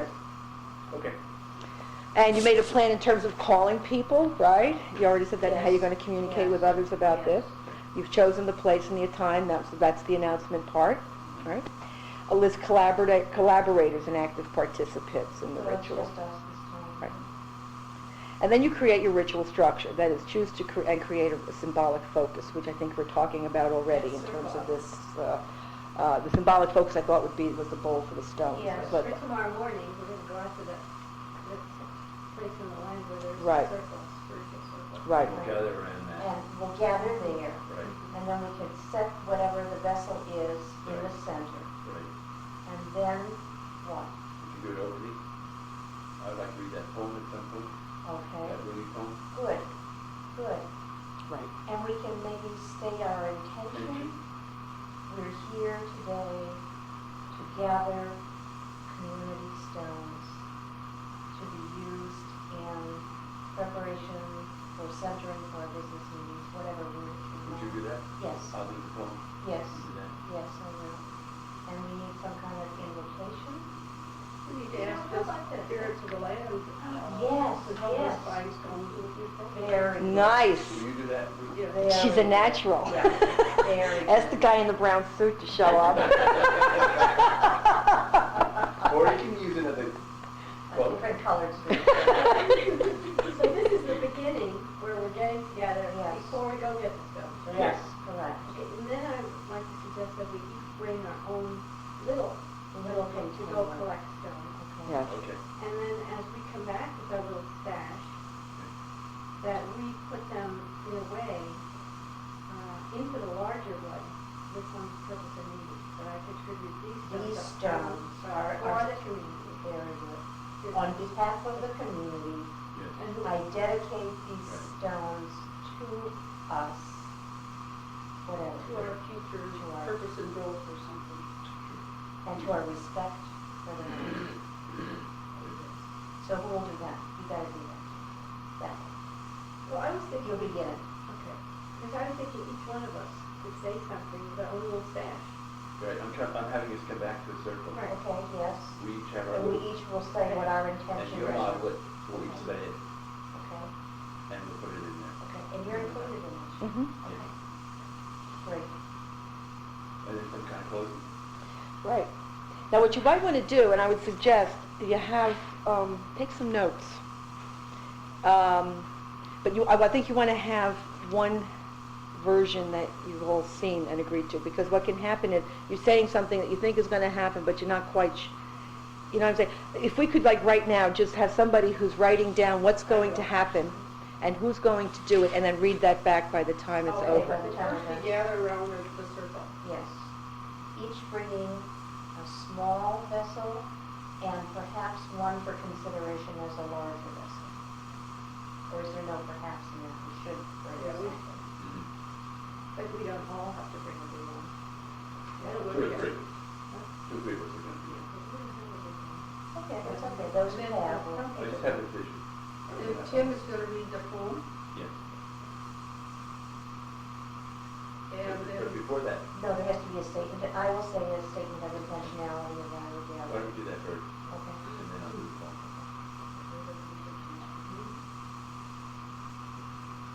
And then someone should disperse us. Let's go back to the beginning and get all the steps first. Oh, you mean disperse to go get the stones? Yeah, Okay, go get the sorry. after Tim reads the poem, and then, You were I'm gonna do gonna that ask, too.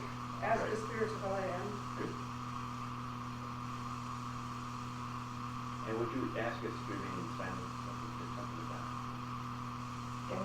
about gathering the Oh, yeah. stones in silence? I can't imagine the maybe, Jevon, but it's fine. Depends who else is coming. It's a little bit like the way you The ritual presence. did the ritual presence. Right. It's something about the way we do that. Is that Then- too? After I finish asking for help, the invitation, then shall I just say, an hour in silence, we'll each collect our stones? Yeah. And then come back to the circle. And And then maybe 3 stones, 5 stones, depending how many people. Right? It should be, you want to end up with 40 at the end. Right. Number So you divide that by the number of Divide by people, 40. and that tells you how many stones you gotta get. Right. Okay. So you'll assign first all of us to say, let's pick up some of these. And we should reconvene at, because we don't want this to go on Right. forever. Right. How about if, there might, like Ezra might come and do some, so he could have his own little gospel. Then go out on the telephone and on the, Yeah, I'm gonna put as much as needed. on reconvene, how long, if there's only, there are only 4 of us, that's only 10 stones each. Do that, Yeah. 5 minutes, I think that's- 10 minutes So most. what's about 10 minutes? 10 minutes? Sure. They always come back early. We can come back. Just stand Okay, there. Be back by, Right. and silence.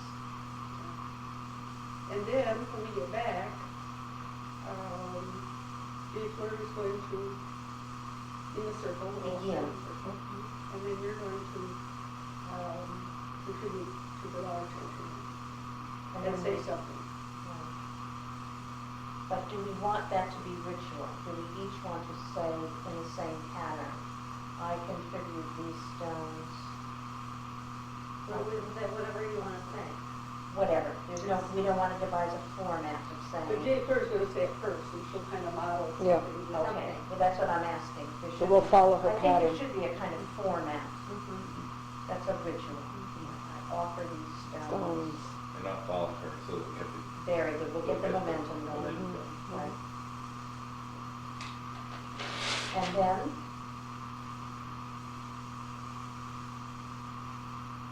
After all contribute their stones, there has to be a closing. Kind of close. Find some kind of a closing.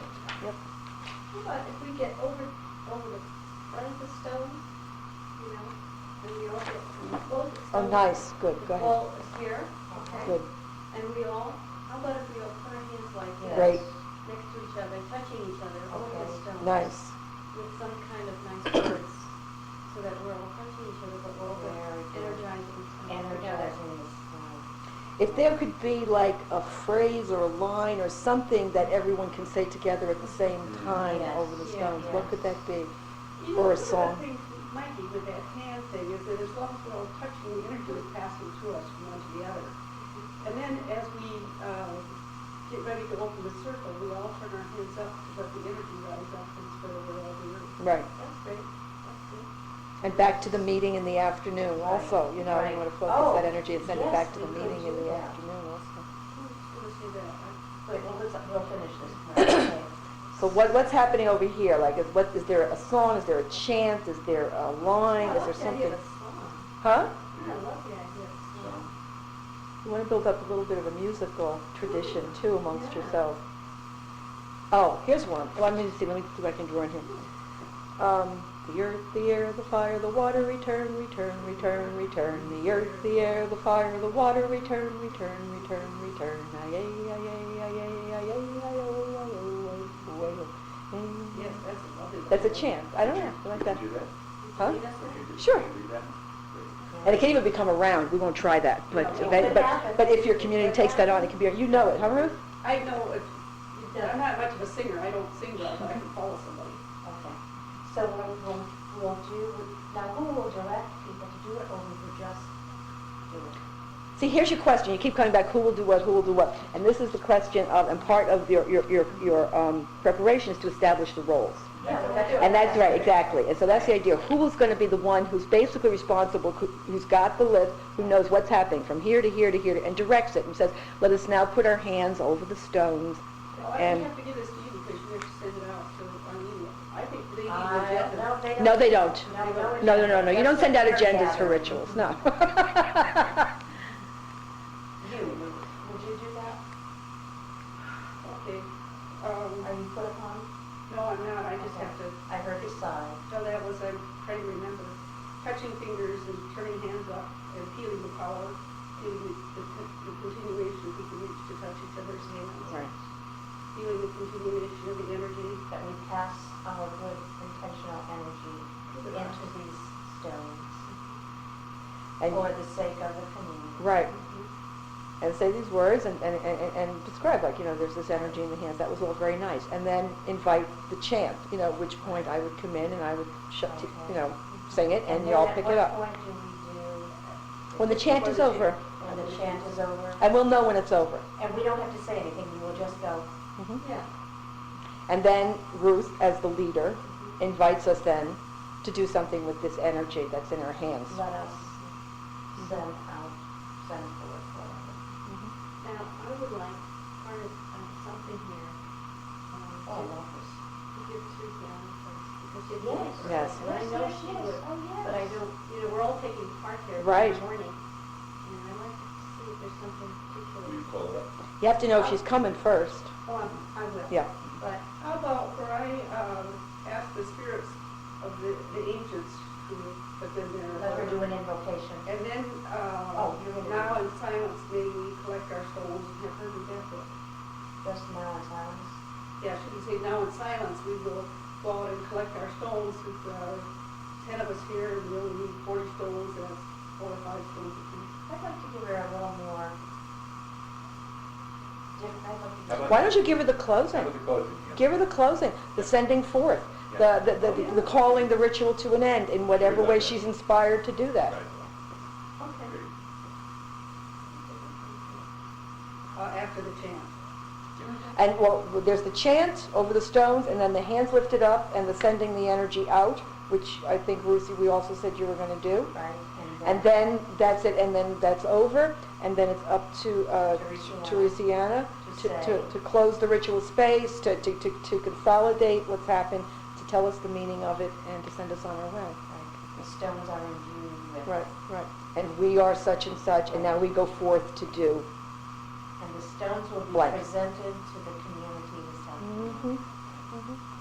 Let her do, she's had so much ritual practice, she'll know what to do. Well, She'll I'm be- wondering if Teresiana should present the stones to the community then, since she's saying this, we will present the stones to the community this afternoon, that maybe Teresiana should be the one to present the stones to the community, if she's coming.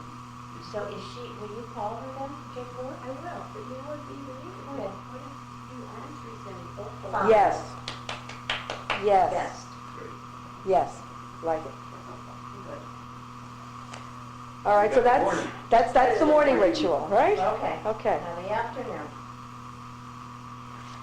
People are coming in the way they usually do, right?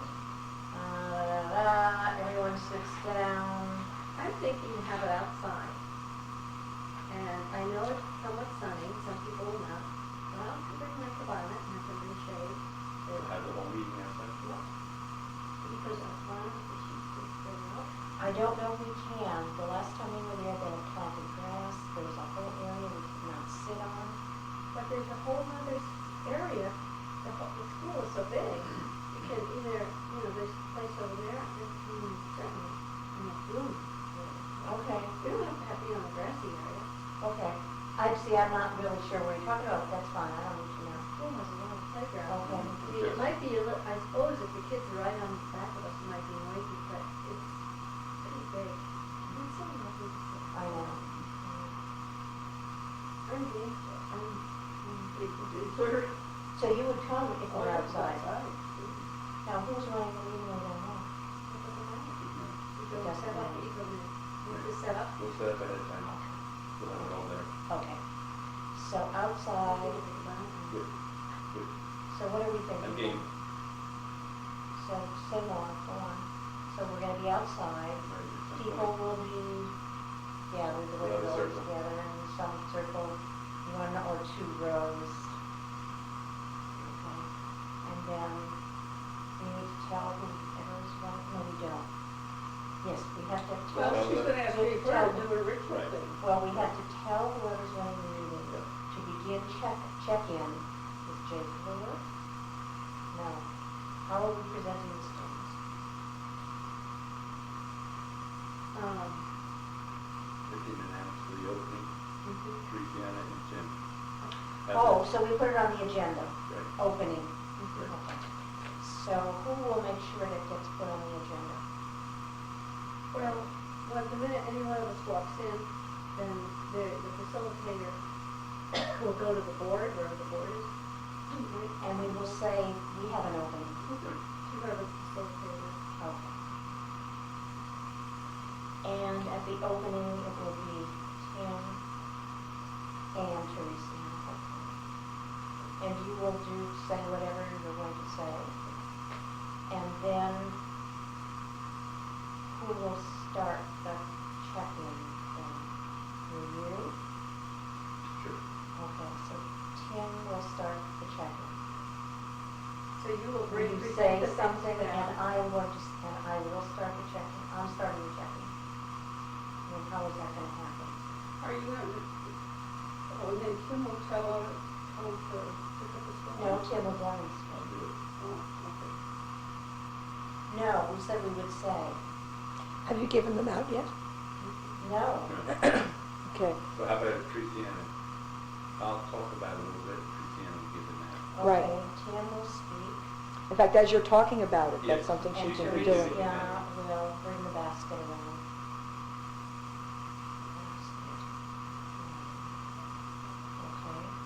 Okay. And then let's look at this, with the different logistics. Okay, so when you've given out all the stones, and we've got that The basket basket that's has to go somewhere. has to go Yes, somewhere. sure. And where will it go? Yeah, that's what we need to decide, where will the basket go? I think you should go back to the center circle. Yeah, I have a really beautiful, colorful cloth that I want to put up on the table. Okay. The basket in there. On what are we putting it? Do we have it? They have plenty of tables there. There are tables. Little bitty tables. Okay, so there will be a cloth. And then you also have an empty vessel, right? Okay. Also in the center? That's what we're talking about, the basket. Well, there's one vessel that holds all the stones that have been gathered. That's about 40 stones. Right. And then, do you want people to then bring their stones and put them into the one that's already got stones in it? Yeah, sure, why not? Okay. No, see, Teresa is gonna take the big basket and go And ask around the people to circle. take a Right. stone, And then she'll put the empty bowl. or whatever's on left. There may be some stones. There may be there. stones left. You may Yes. not be In able the, to be in taken. the center. Okay. And so then they come back in. Okay, good. Like that. Good.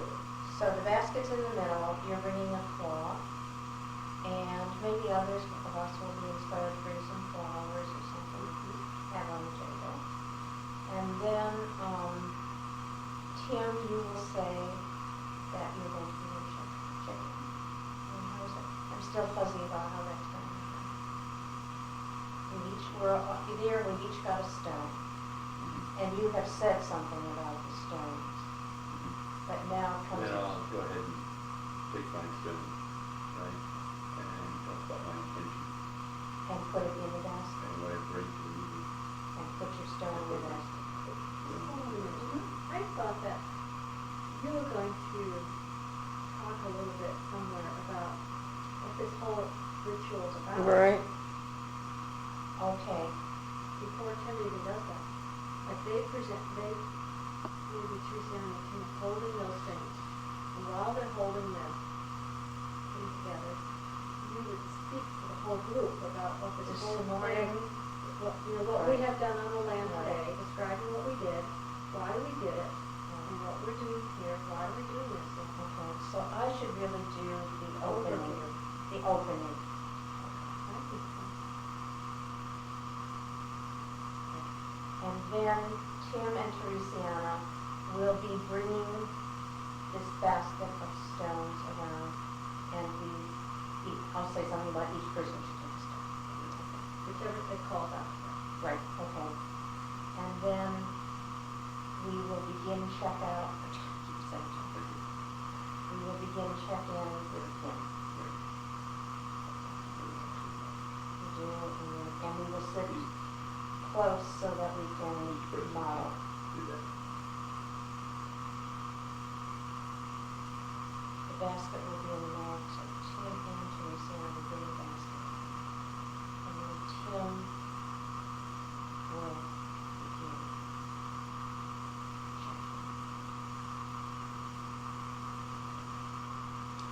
And people will know then, from what I've said, that at the closing of our meeting today, we want each person, hope that each person. Invite, good word. person to return the stone back to the community and declare what they have taken from the community. That Not that they've taken. Take with them. What they're gonna take with them. from. Okay, so now they've got the stone in their hand, Mhm. they're leaving, where are they putting it? Back into the center of the Where they room. got. Now, should they have to do that, or One of yes? the things I think about carrying a stone around during the whole movie. Oh, you don't have to. You can carry it. But you're not, okay, let me, see, this is the logistic, which what I'm not clear of, and I could be completely off, okay? Here's the thing, you've got, like, and because also what I'm imagining is how this is going to function in the future. Like, say, when you're at the door, and you've got, assuming there's only one way to get in, if there's more ways to get in, you'll work that out. But you've got a receptacle that's holding the stone, and part of the tradition is you come in, you take a stone, and you sit in a circle. Check-in begins. You go to the center, and you get rid of the stone, so you're not holding on to the stone through the meeting. It's being given up. That's right. And what you're saying is, this is what I am bringing as my contribution to this meeting today, is my intention of what I want to bring to this community today. Okay, stone is gone, it's in the middle. Yeah, but now. Now it's time for checkout. And what you're doing is you're saying, this is what I'm taking from the meeting, right? And now you've got a stone, and it's time to go. Where does it go? Well, you're leaving, and you put it back into the bowl that you got it from as you came in. That would be on another day, not tomorrow. But that's not tomorrow, and that's what I was saying. So what's happening tomorrow? And that's why I was trying to make a distinction between the bowl where you receive the stone Yeah. and the place where you put it during the time of the meeting. For a restroom.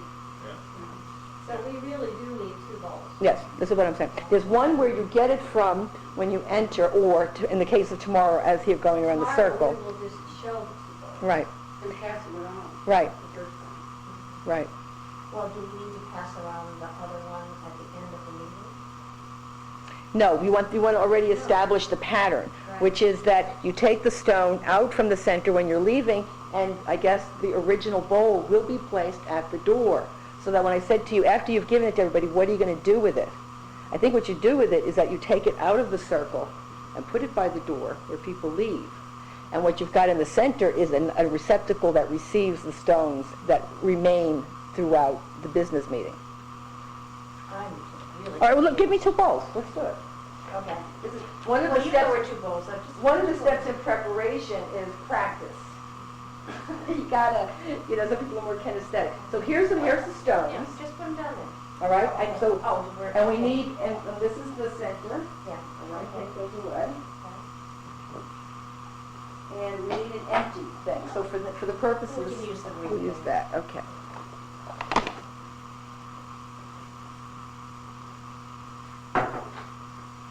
Okay.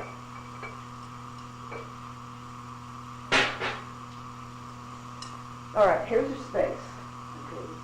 Okay.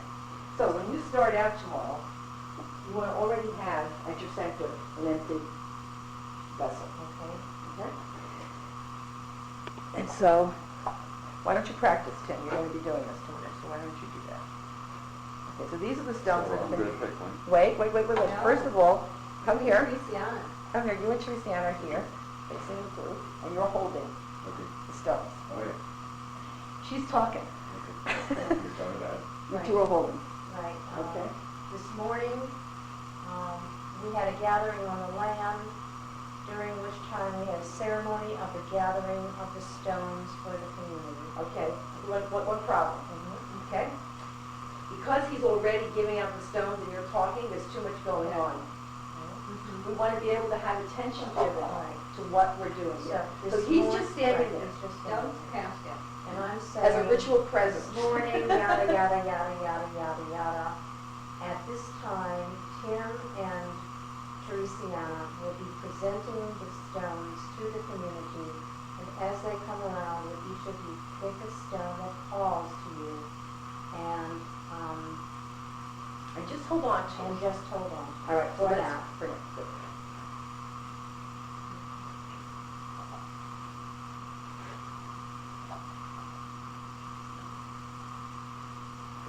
And now what you do, Tim, take that away. Take that to the door. Where you're kept. Okay.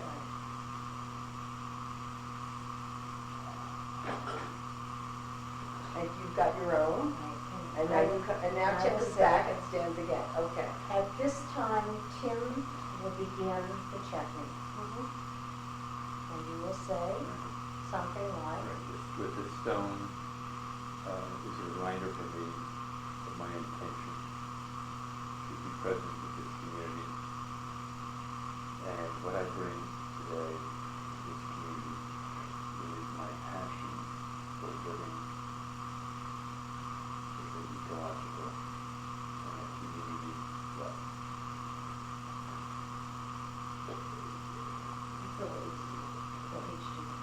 And it might help if Roberta, in introducing it, if you would say, and now what we want to begin here is a ceremony of declaring our intentions, what we want to bring to this business, to the business at hand. to the And business then, of the community. right, and then what he does, so you say what What the intention of this is, and he models it. Right. And then Teresiana models it, and then the rest of you will can model it. Okay. And then see what happens. See what happens. And here's part of the Wait, invitation we have to too. do the ending. Wait, here's part of the invitation too. For those of you who would prefer, Not to speak.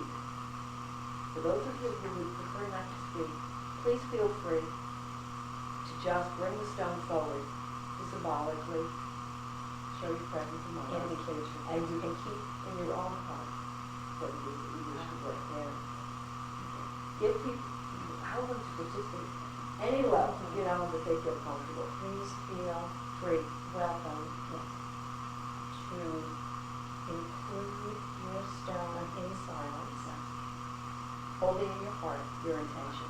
Okay. In your heart, your intention for today. So, we've all done Very that. good, Sharon. We've all done that, right? But just don't let you have no more stone. No one has any more stone. So Now just we sit have and sit down and you did your business. Okay. Okay, now we always have on the agenda closing. Okay. Checking. And we should ask whoever is facilitating tomorrow if they would allow one of us to begin the checking. And what is the function of checkout? What's the purpose of checkout in general? Thank the facilitator. Sometimes we talk about an ecological moment in our lives, or a member moment, Or what our hard moment was. and then a hard thing. What was hard In the meeting? in the Yes. meeting? Correct. And then after that, each person Well, would come now, up, right, after they do their part, Yes. and say, as I leave, I take with me a better understanding of this community. which a I lot of believe- anxiety. Or a lot of anxiety. That I'm willing to deal with. that I'm willing You to want to be a deal with. little positive. Right. Always want to give a little positive spin on it. And I take it to the world.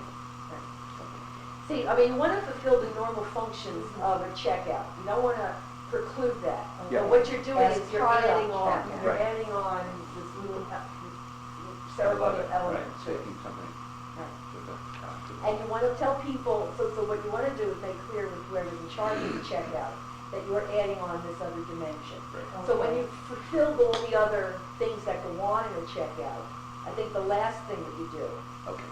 is allow for this opportunity to do that. Not each individual. Well, when you normally do a checkout, do you do a sharing Yeah. person by person? Person by Yes. person. Just Takes go around the 15 circle. minutes. Just go around the circle. Okay, Yes. then each person, when they finish their Yes. Right. time in the circle, Right. exactly like you did it. Like I did. And the Up last there. thing they do is Take the, take this, and what do I want to take away with me from the business? And for those And of then you you- who. Not yet, you just Right. hold on to it, just keep it.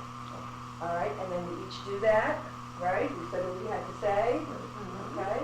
So there should be, for every stone there was is now gone. And now it's time to go, bye, see you. But no, what you have to do is, as we're leaving, you have to tell them, when you leave, please put your stone. Be full for Yes. yourself. Right. When do I say that? In the beginning? Do I have to say it? No, don't tell them what's going to happen at the end, don't forget. Okay. It's as we're leaving, beginning of the checkout. at the beginning of the checkout. Okay. As you leave today, at the end of your checkout. Right, If you care, please pick a stone. right.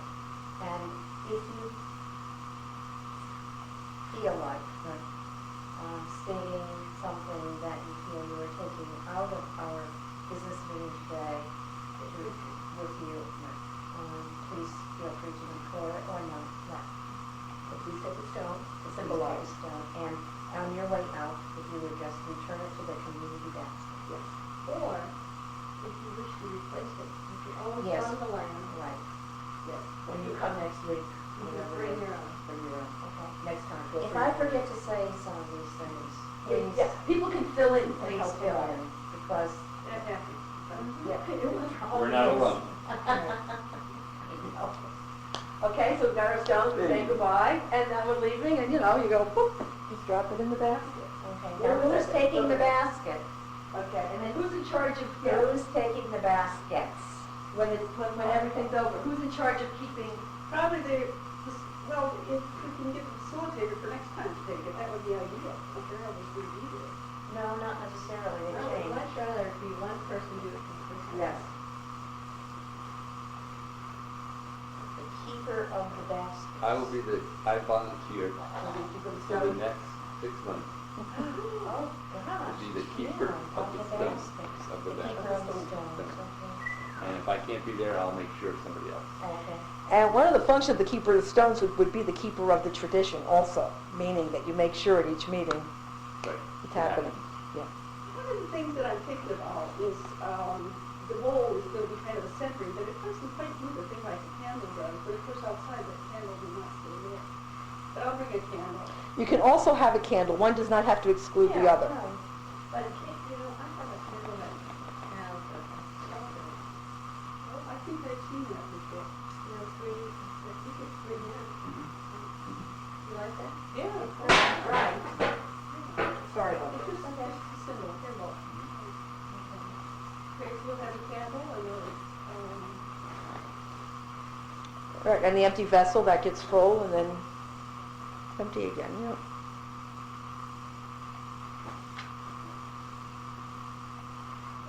one time that we were doing a ritual, I used to bring earth and fire and water and air symbols. Right. But, no, but I don't know if people did really appreciate that. Well, we have other opportunities to revisit that. Right. Start small, you're like you're going to build it up, right? So far, you know, you're going to have the earth and you're going to have the fire. The air is always there, and the fire exists because of the air. So all that's missing is the water. And water, that's what we were talking about. Right. That water is a powerful symbol in the desert area. Right. That water certainly could be incorporated in a sharing of water in some way as a ritual. And a sharing was suggesting even to wash in sand, to clean one's hands with sand, which is also an element that we find here that can be very meaningful. That's about purification, other ways of doing purification. But maybe, you know, start with this and see how it rolls, you know, and get people used to those symbols. Yeah, we won't do anything for And then there may come a time when you'll say, okay, now's the moment. Well, We there'll have, be an occasion. yeah, There will be an occasion. I can't think of what it is at this Like moment. groundbreaking or something. Right. Yeah, so some calendar, right, some calendar event. Summer solstice. We'll have a summer solstice coming up. Is that in June? So I think what Ruth is understanding is that when you're building there, when you put up the candle and you put the vessel and then the stones, what you're building there is an altar.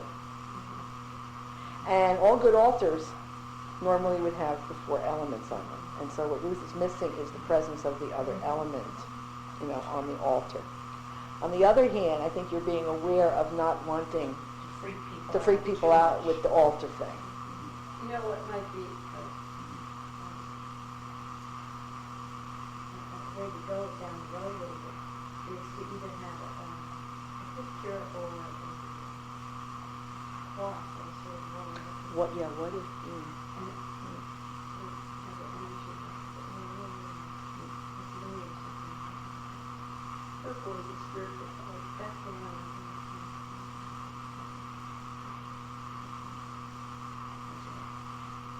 And could it be or not, we have a table, a lot of altars in the center, they're just on the ground, they're on the floor.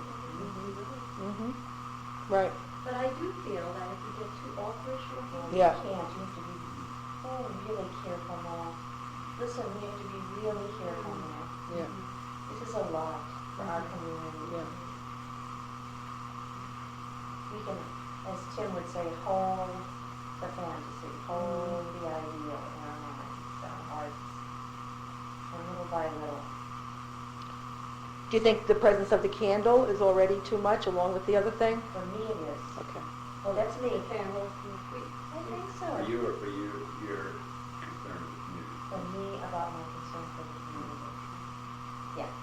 we've done candles a lot. Yeah, we've done candles a lot. And you know, when I've got the circle of the little people, there's a candle in there. I've done that quite a few times. And this candle doesn't almost look like a candle because it's not the glass. You can't see through it. And there's a candle in it. But the light of the candle takes that through. You don't want me to. No, it's not that I don't want you to, I'm happy with the candle, I'm just Thinking slower. thinking, let's just do this really slow. Let's hold off the candle. We're gonna do this repeatedly, so we could just add a little bit different. Yeah. When they get used to one element, Yes. then you like layer on the next element. That's right. That's right. Okay. And then an altar cloth someday. And then all the girls and boys. We'll get our kids, if you want your children involved, okay. You'll carry the cross. Next thing you know, you got processions, and banners. Dies hard, kiddo. Okay. So Ruth is in charge tomorrow morning. Yes. She's the leader. She'll lead us through tomorrow morning, each Right. step, right? So Ruth will, you'll remember, it'll be good for you to go over the notes to remind Yes, yourself and of what's you going to want to happen. rewrite And this. you'll have the notes in front of you also. I have to copy them off because I can't read so my writing. Right. If it gets cold by tomorrow, I won't Right. remember it. So make it all nice and neat and big printing so that you can glance at it and know what's happening. And you'll help people to know, like, Tim, would you please, da-da-da-da-da, or you invite the participants to do their part. And Roberta's in charge of tomorrow afternoon. Do I have anything to do tomorrow morning? Remind me. Yes, you do. We're going to talk about the intentionality. And then you're going to call Christiana? That's the vote. Oh, so the intentionality is both 9 in the morning and the afternoon. You're an intentionality specialist. Oh, it would be expedited by the 10-second time. This sounds like a slow job to me. Doesn't it sound like a slow job?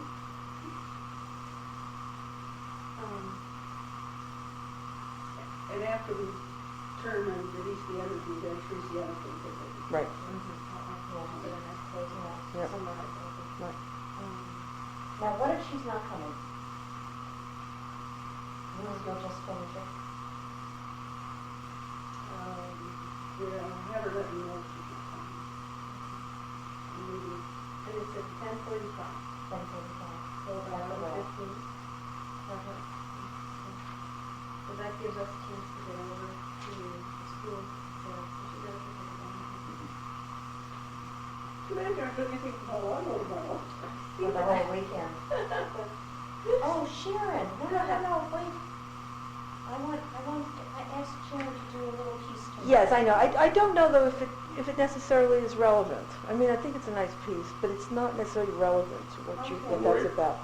It's warrior about the poem. land. It's about the land. It's a It's nice about poem. healing. It's a nice poem, and Let's do it. how I'm Let's part do of it. it. I like your energy there. Okay. Let's work it in. I think so. We're at the circle. I do my poem. How's it gonna fit? I mean, remember this, Roberta, though, but, it came out of, it's a ritual out of, the cancer ritual and warriors and things like that, but, I mean, the line, it's about healing. A warrior knows that she's going to die, but a warrior loves life. So she digs her feet deep into the earth until she becomes one with the life she loves. She digs her feet deep into the earth and listens to the sound of her own heart beating. There, feet down deep, listening to the sound of the earth's heart beating inside her. So it goes on like that. It makes that connection, but it's not relevant to the intention or purpose of this ritual. That's the thing. I think it is. We'll do that before we go get the stones.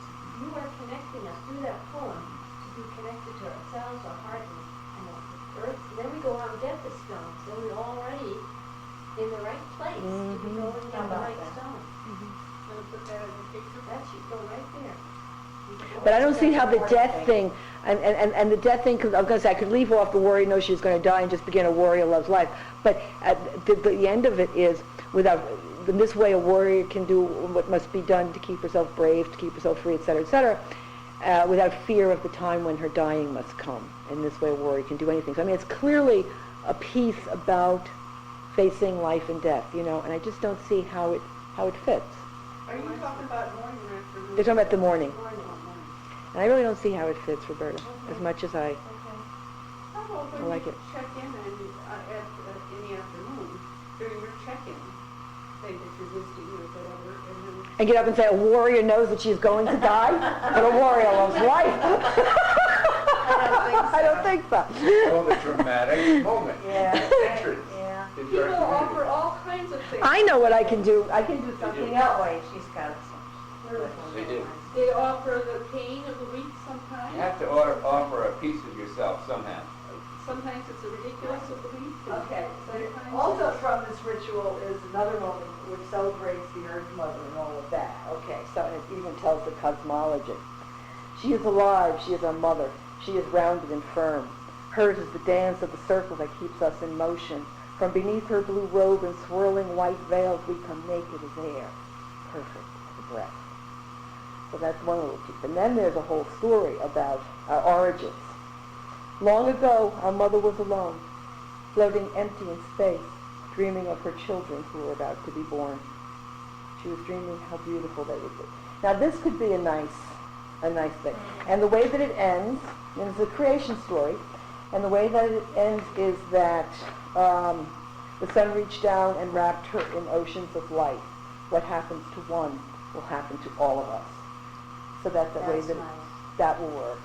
Okay, but when?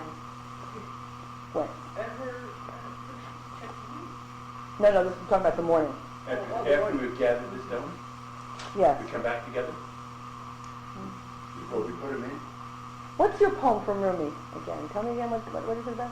Oh, how all these deaths and everything. So why would I be afraid? Why would to I be fight? afraid of dying? Of the thousands of lives of stone, thousands of lives of plant, thousands of lives of animals.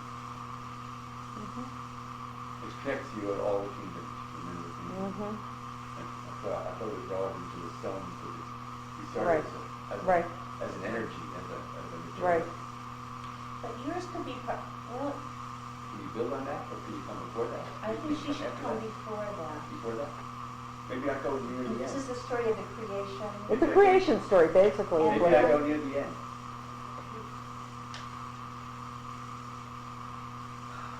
I think that you're, yes, I think that, see, this is, you know, We want them all in there. Let's remember what I said, Yeah, and let's they're do all good that. elements, but you also want to have to meditate. Seems to me that your thing is related to somehow this idea that here are the stones, all right, and it's a physical manifestation of Yes. this form of life. Right. Somehow that is more a connection to once the stones have been gathered, Okay. and you've had this energy Right. thing. Oh, good. So we put Or, them all- or as a prelude to it. It could be the prelude to it. What did you think is the prelude to doing this, Ruth? First we gathered in a circle, and then Roberta does her intentionality. And then we had Tim doing his poems, and then the spirits bless us. Okay, I think that this should come at the place where you said Tim It did the would be, poem. right. Okay. And then we're going to put Tim in part two, After the story. after the stones have been gathered. And, So when the stones have been gathered, we come back together, then what happens? and then Jennifer is going to put her stones in the pot, and then after that, we're going to touch fingers. So it could be after we all are in the pot, and then Right Tim. before, Right. before we touch fingers. Right. Yeah. I'll do my moment. Right.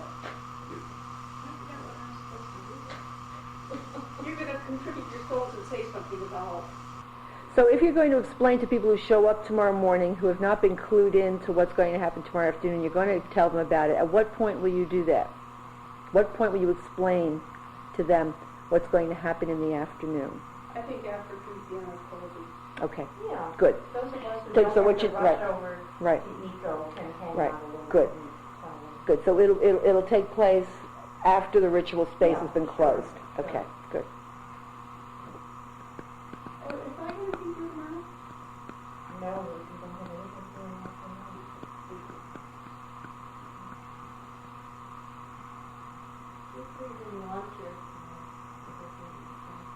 leaves on the roof here. So we Yeah, have- I have to still have art. Yeah, videos and mhm. all that. we got,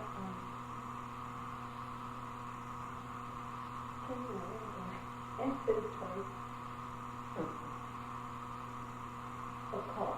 How will we do the calling? You're gonna put out an email, Mhm. but that's not gonna get you. It won't get to everybody. So you'll call everybody? I'll call most people. We should, you know. There are we certain should people I call know people. follow We should split our email. calling. I agree. There's certain people that will be their email. But how do we know who they are? I do. I know Michael, will, but I don't know who else. Can't. Ken Saxon, that's it. There's the only person. No, Okay. Stephanie reads her email. I get it back and forth with her quickly. Sybil and John, they Sybil and John, like, very well. might read They're her not email. busy. Okay, well, we should identify Yeah. it, that's four. I'll call Sybil and John. Then you don't have to, they read the email. Well, we don't know for sure. I'm saying that they do. So then we are gonna call everybody. See, that's what I'm saying. Are we gonna call everybody in spite of email? Or are we gonna say, these people we won't call because they will surely get email? Well, John reads his email, Sybil doesn't. John is. No. I don't think you should worry about it. I think I that's do. right. No, I don't think so either. We'll either get them or we won't get them. I'm gonna That's call a how bunch it's of gonna people, be which this is your time. email, but Right, that's all. I mean, it's been announced that there will be a ceremony on the land. Nobody is ringing my phone off the hook, asking me, what's happening tomorrow morning? What time is it? Okay. I don't want to be late. Should I bring something? Can I bring the children? Say yes. Oh, of course. Yeah. Kids would be great with stuff like that. I mean, that's going to be so wonderful when it comes time when we can incorporate children into it, and they. Well, they were the part of groundbreaking. Yeah, they're great. They may come tomorrow. One of the things that is so delightful about that, they have a park in it, they do their park, and then they get bored, and then they run off and play. Yeah. It's just wonderful, and then Right. they meet their parents, the parents are there. Yeah. And they may be sitting in circles, but it doesn't matter. And they don't, somebody, Logan and Romy tried to get their kids to stay in the circle. And finally they just gave up. Right. They just, But you know, part of what I hear from the parents that isn't comfortable for parents, because the land is not child safe. No, it isn't. And they go running off, and they're worried about their kids. So they can't relax, right? About the kangaroos. Oh, and there's snakes that just come over here, there's all kinds of things up there. So it should be there, until we get our community built. And then they'll be able to. Yeah, I'd like to do a quick closing So that's before we go, because that's here, Yeah. but I don't want to impose that. I think they're supposed to go. Oh, God. That's Go for fine. it. No, I mean, Yeah. I was aware we were going to get together to talk about ritual, and there was absolutely no element, in, as a way of beginning. But I didn't know who we were, and where we were at, so I didn't prepare for anything. But if you could find some way to bring Wrap us us to it, up? yeah, that would be Well, wonderful. if we could just do a round, okay? Sure. I'll model it, Go ahead. and then you can do whatever you Okay. want. So, when you say you had to do this person, Sharon, a month ago, 2 months ago, and I saw your eyes lit up and outside of you. I really caught your energy. And you were right, from me, you were right on. You can delight to be with today. And the energy you carry, you didn't exactly want to be captured. A gem for us. Well, thank you. I really appreciate that. I've enjoyed it. You saw my energy a little low and a little worn out and so forth, but you brought me up. And most of all, with all your experience and all your appreciation of the movement, really inspired me again to recognize the importance of it. Mm-hmm. And that has to be nurtured, attended to, practiced. Mm-hmm. There's a whole structure here that I'm vaguely aware of, and it's a practicing, but there's more to it. Mm-hmm. So you have opened me up to that, and I really appreciate it. And then I really like the way you model ritual. Mm.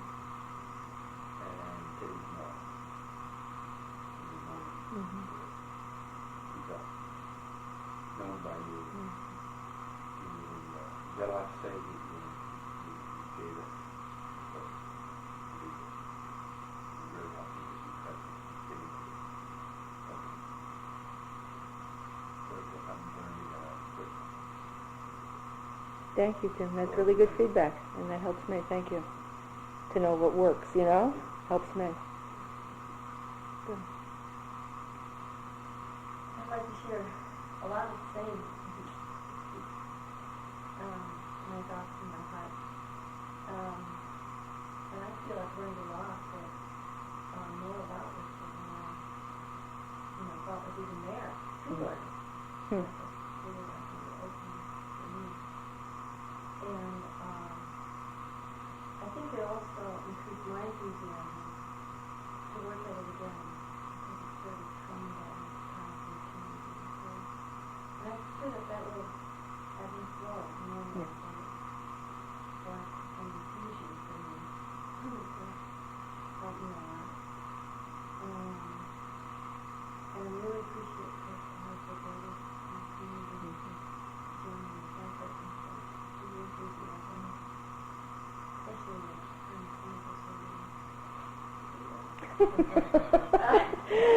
You know, what the front line falls and the next line comes up, carry the banner.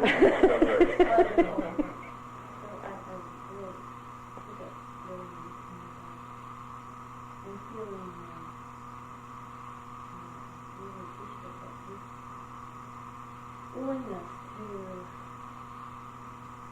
try to work out her needs within the community and ask you what you need to be heard and take care of yourself and how she can achieve peace and wondering why you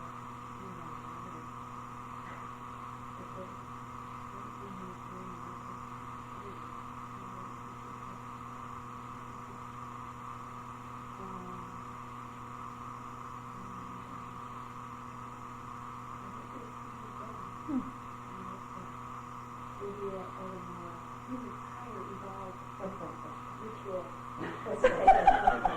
the next time you come, so that you can take us to the next level.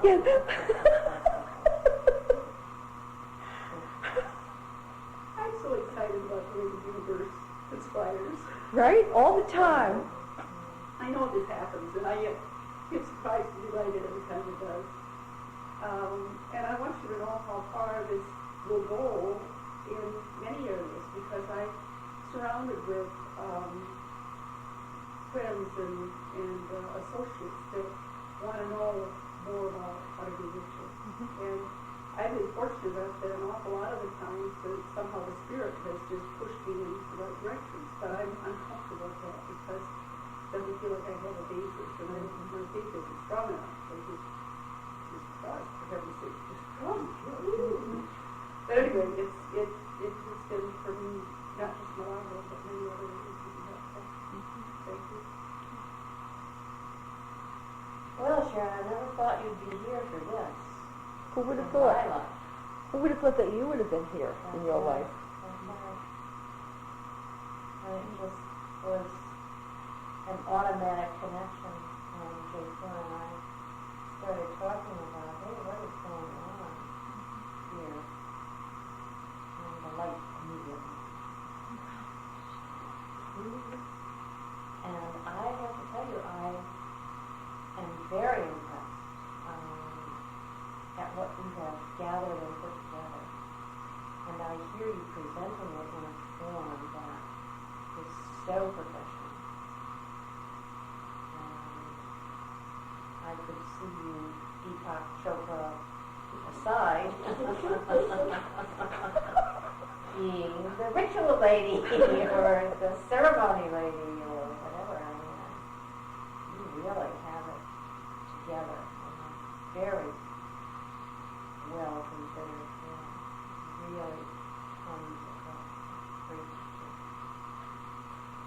And I just hope that we're going to be able to have you back, because we're going to need your help any number of times along the way. Well, I mean, actually, Jay Forrest said it. I mean, it's not about,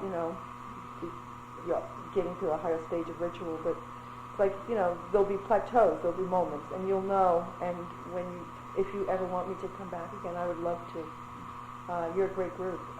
Sincere of heart and of intention and wanting to be real and wanting it to be as real as possible. You understand what it can be.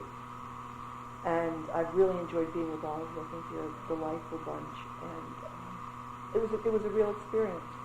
Yeah. And we were willing to go there together. And I think you're in a noble and brave experiment. And you're visionaries. All of you are visionaries. All of you are visionaries, because you're having a vision of what might be in the midst of it not actually being that yet. But you have faith and you have hope. And I really admire and respect you. I think you're a lot of fun to be with. So I would love to come back again if you ever want me. And wherever I am, I'll come back. And this has been a great help for me, as I said. I really am. I've been doing this for 25 years, and I've been so involved in the doing. I never considered trying to train or explain or teach or whatever. But it has suddenly come to me that it might be time for that. And I am working on a book. And this invitation from Roberta helped me to understand what the book was. I knew it was about ritual. I knew it was based on my ritual theater experience, but I didn't know the precise angle. And when she invited me, the next morning I was in my room and I was already working out, the areas and what you have to cover. I said, this is the book. The Art of Ritual and Its Practice in Community. That's it. Because it's a whole area related to ritual that nobody is really working with or on. And for me, it's so essential, because the fact is, ritual gets its power and lends its power from the community. And what a challenge to try to work that out. So that's it. So this has been a great help for me. It was meant to be. It was one of those conspiracies. To have the invitation, to give me that little boot. This is what it's going to be, dearie. What it's going to look like. This is what it's about. You're going to be welcome. Yeah. And then to come here and to have an opportunity to really begin to do that in real life with people. And And there'll always be a place for you at Milagro. Mm-hmm. Yes. Love it. We'll have you back. Okay. God bless. Be well. God is blessed. Holy Spirit, be with us all. Tell us to do a cone of power. Okay, let's do it. Okay.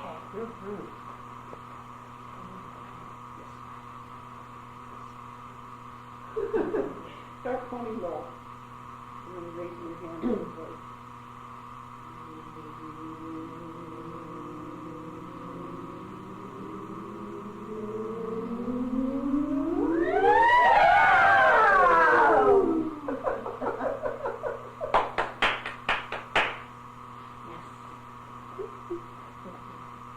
Good luck tomorrow. You know what you're doing, my reading schedule?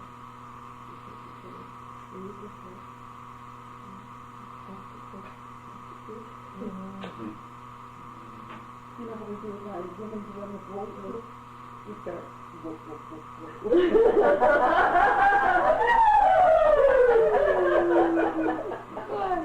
Good tradition.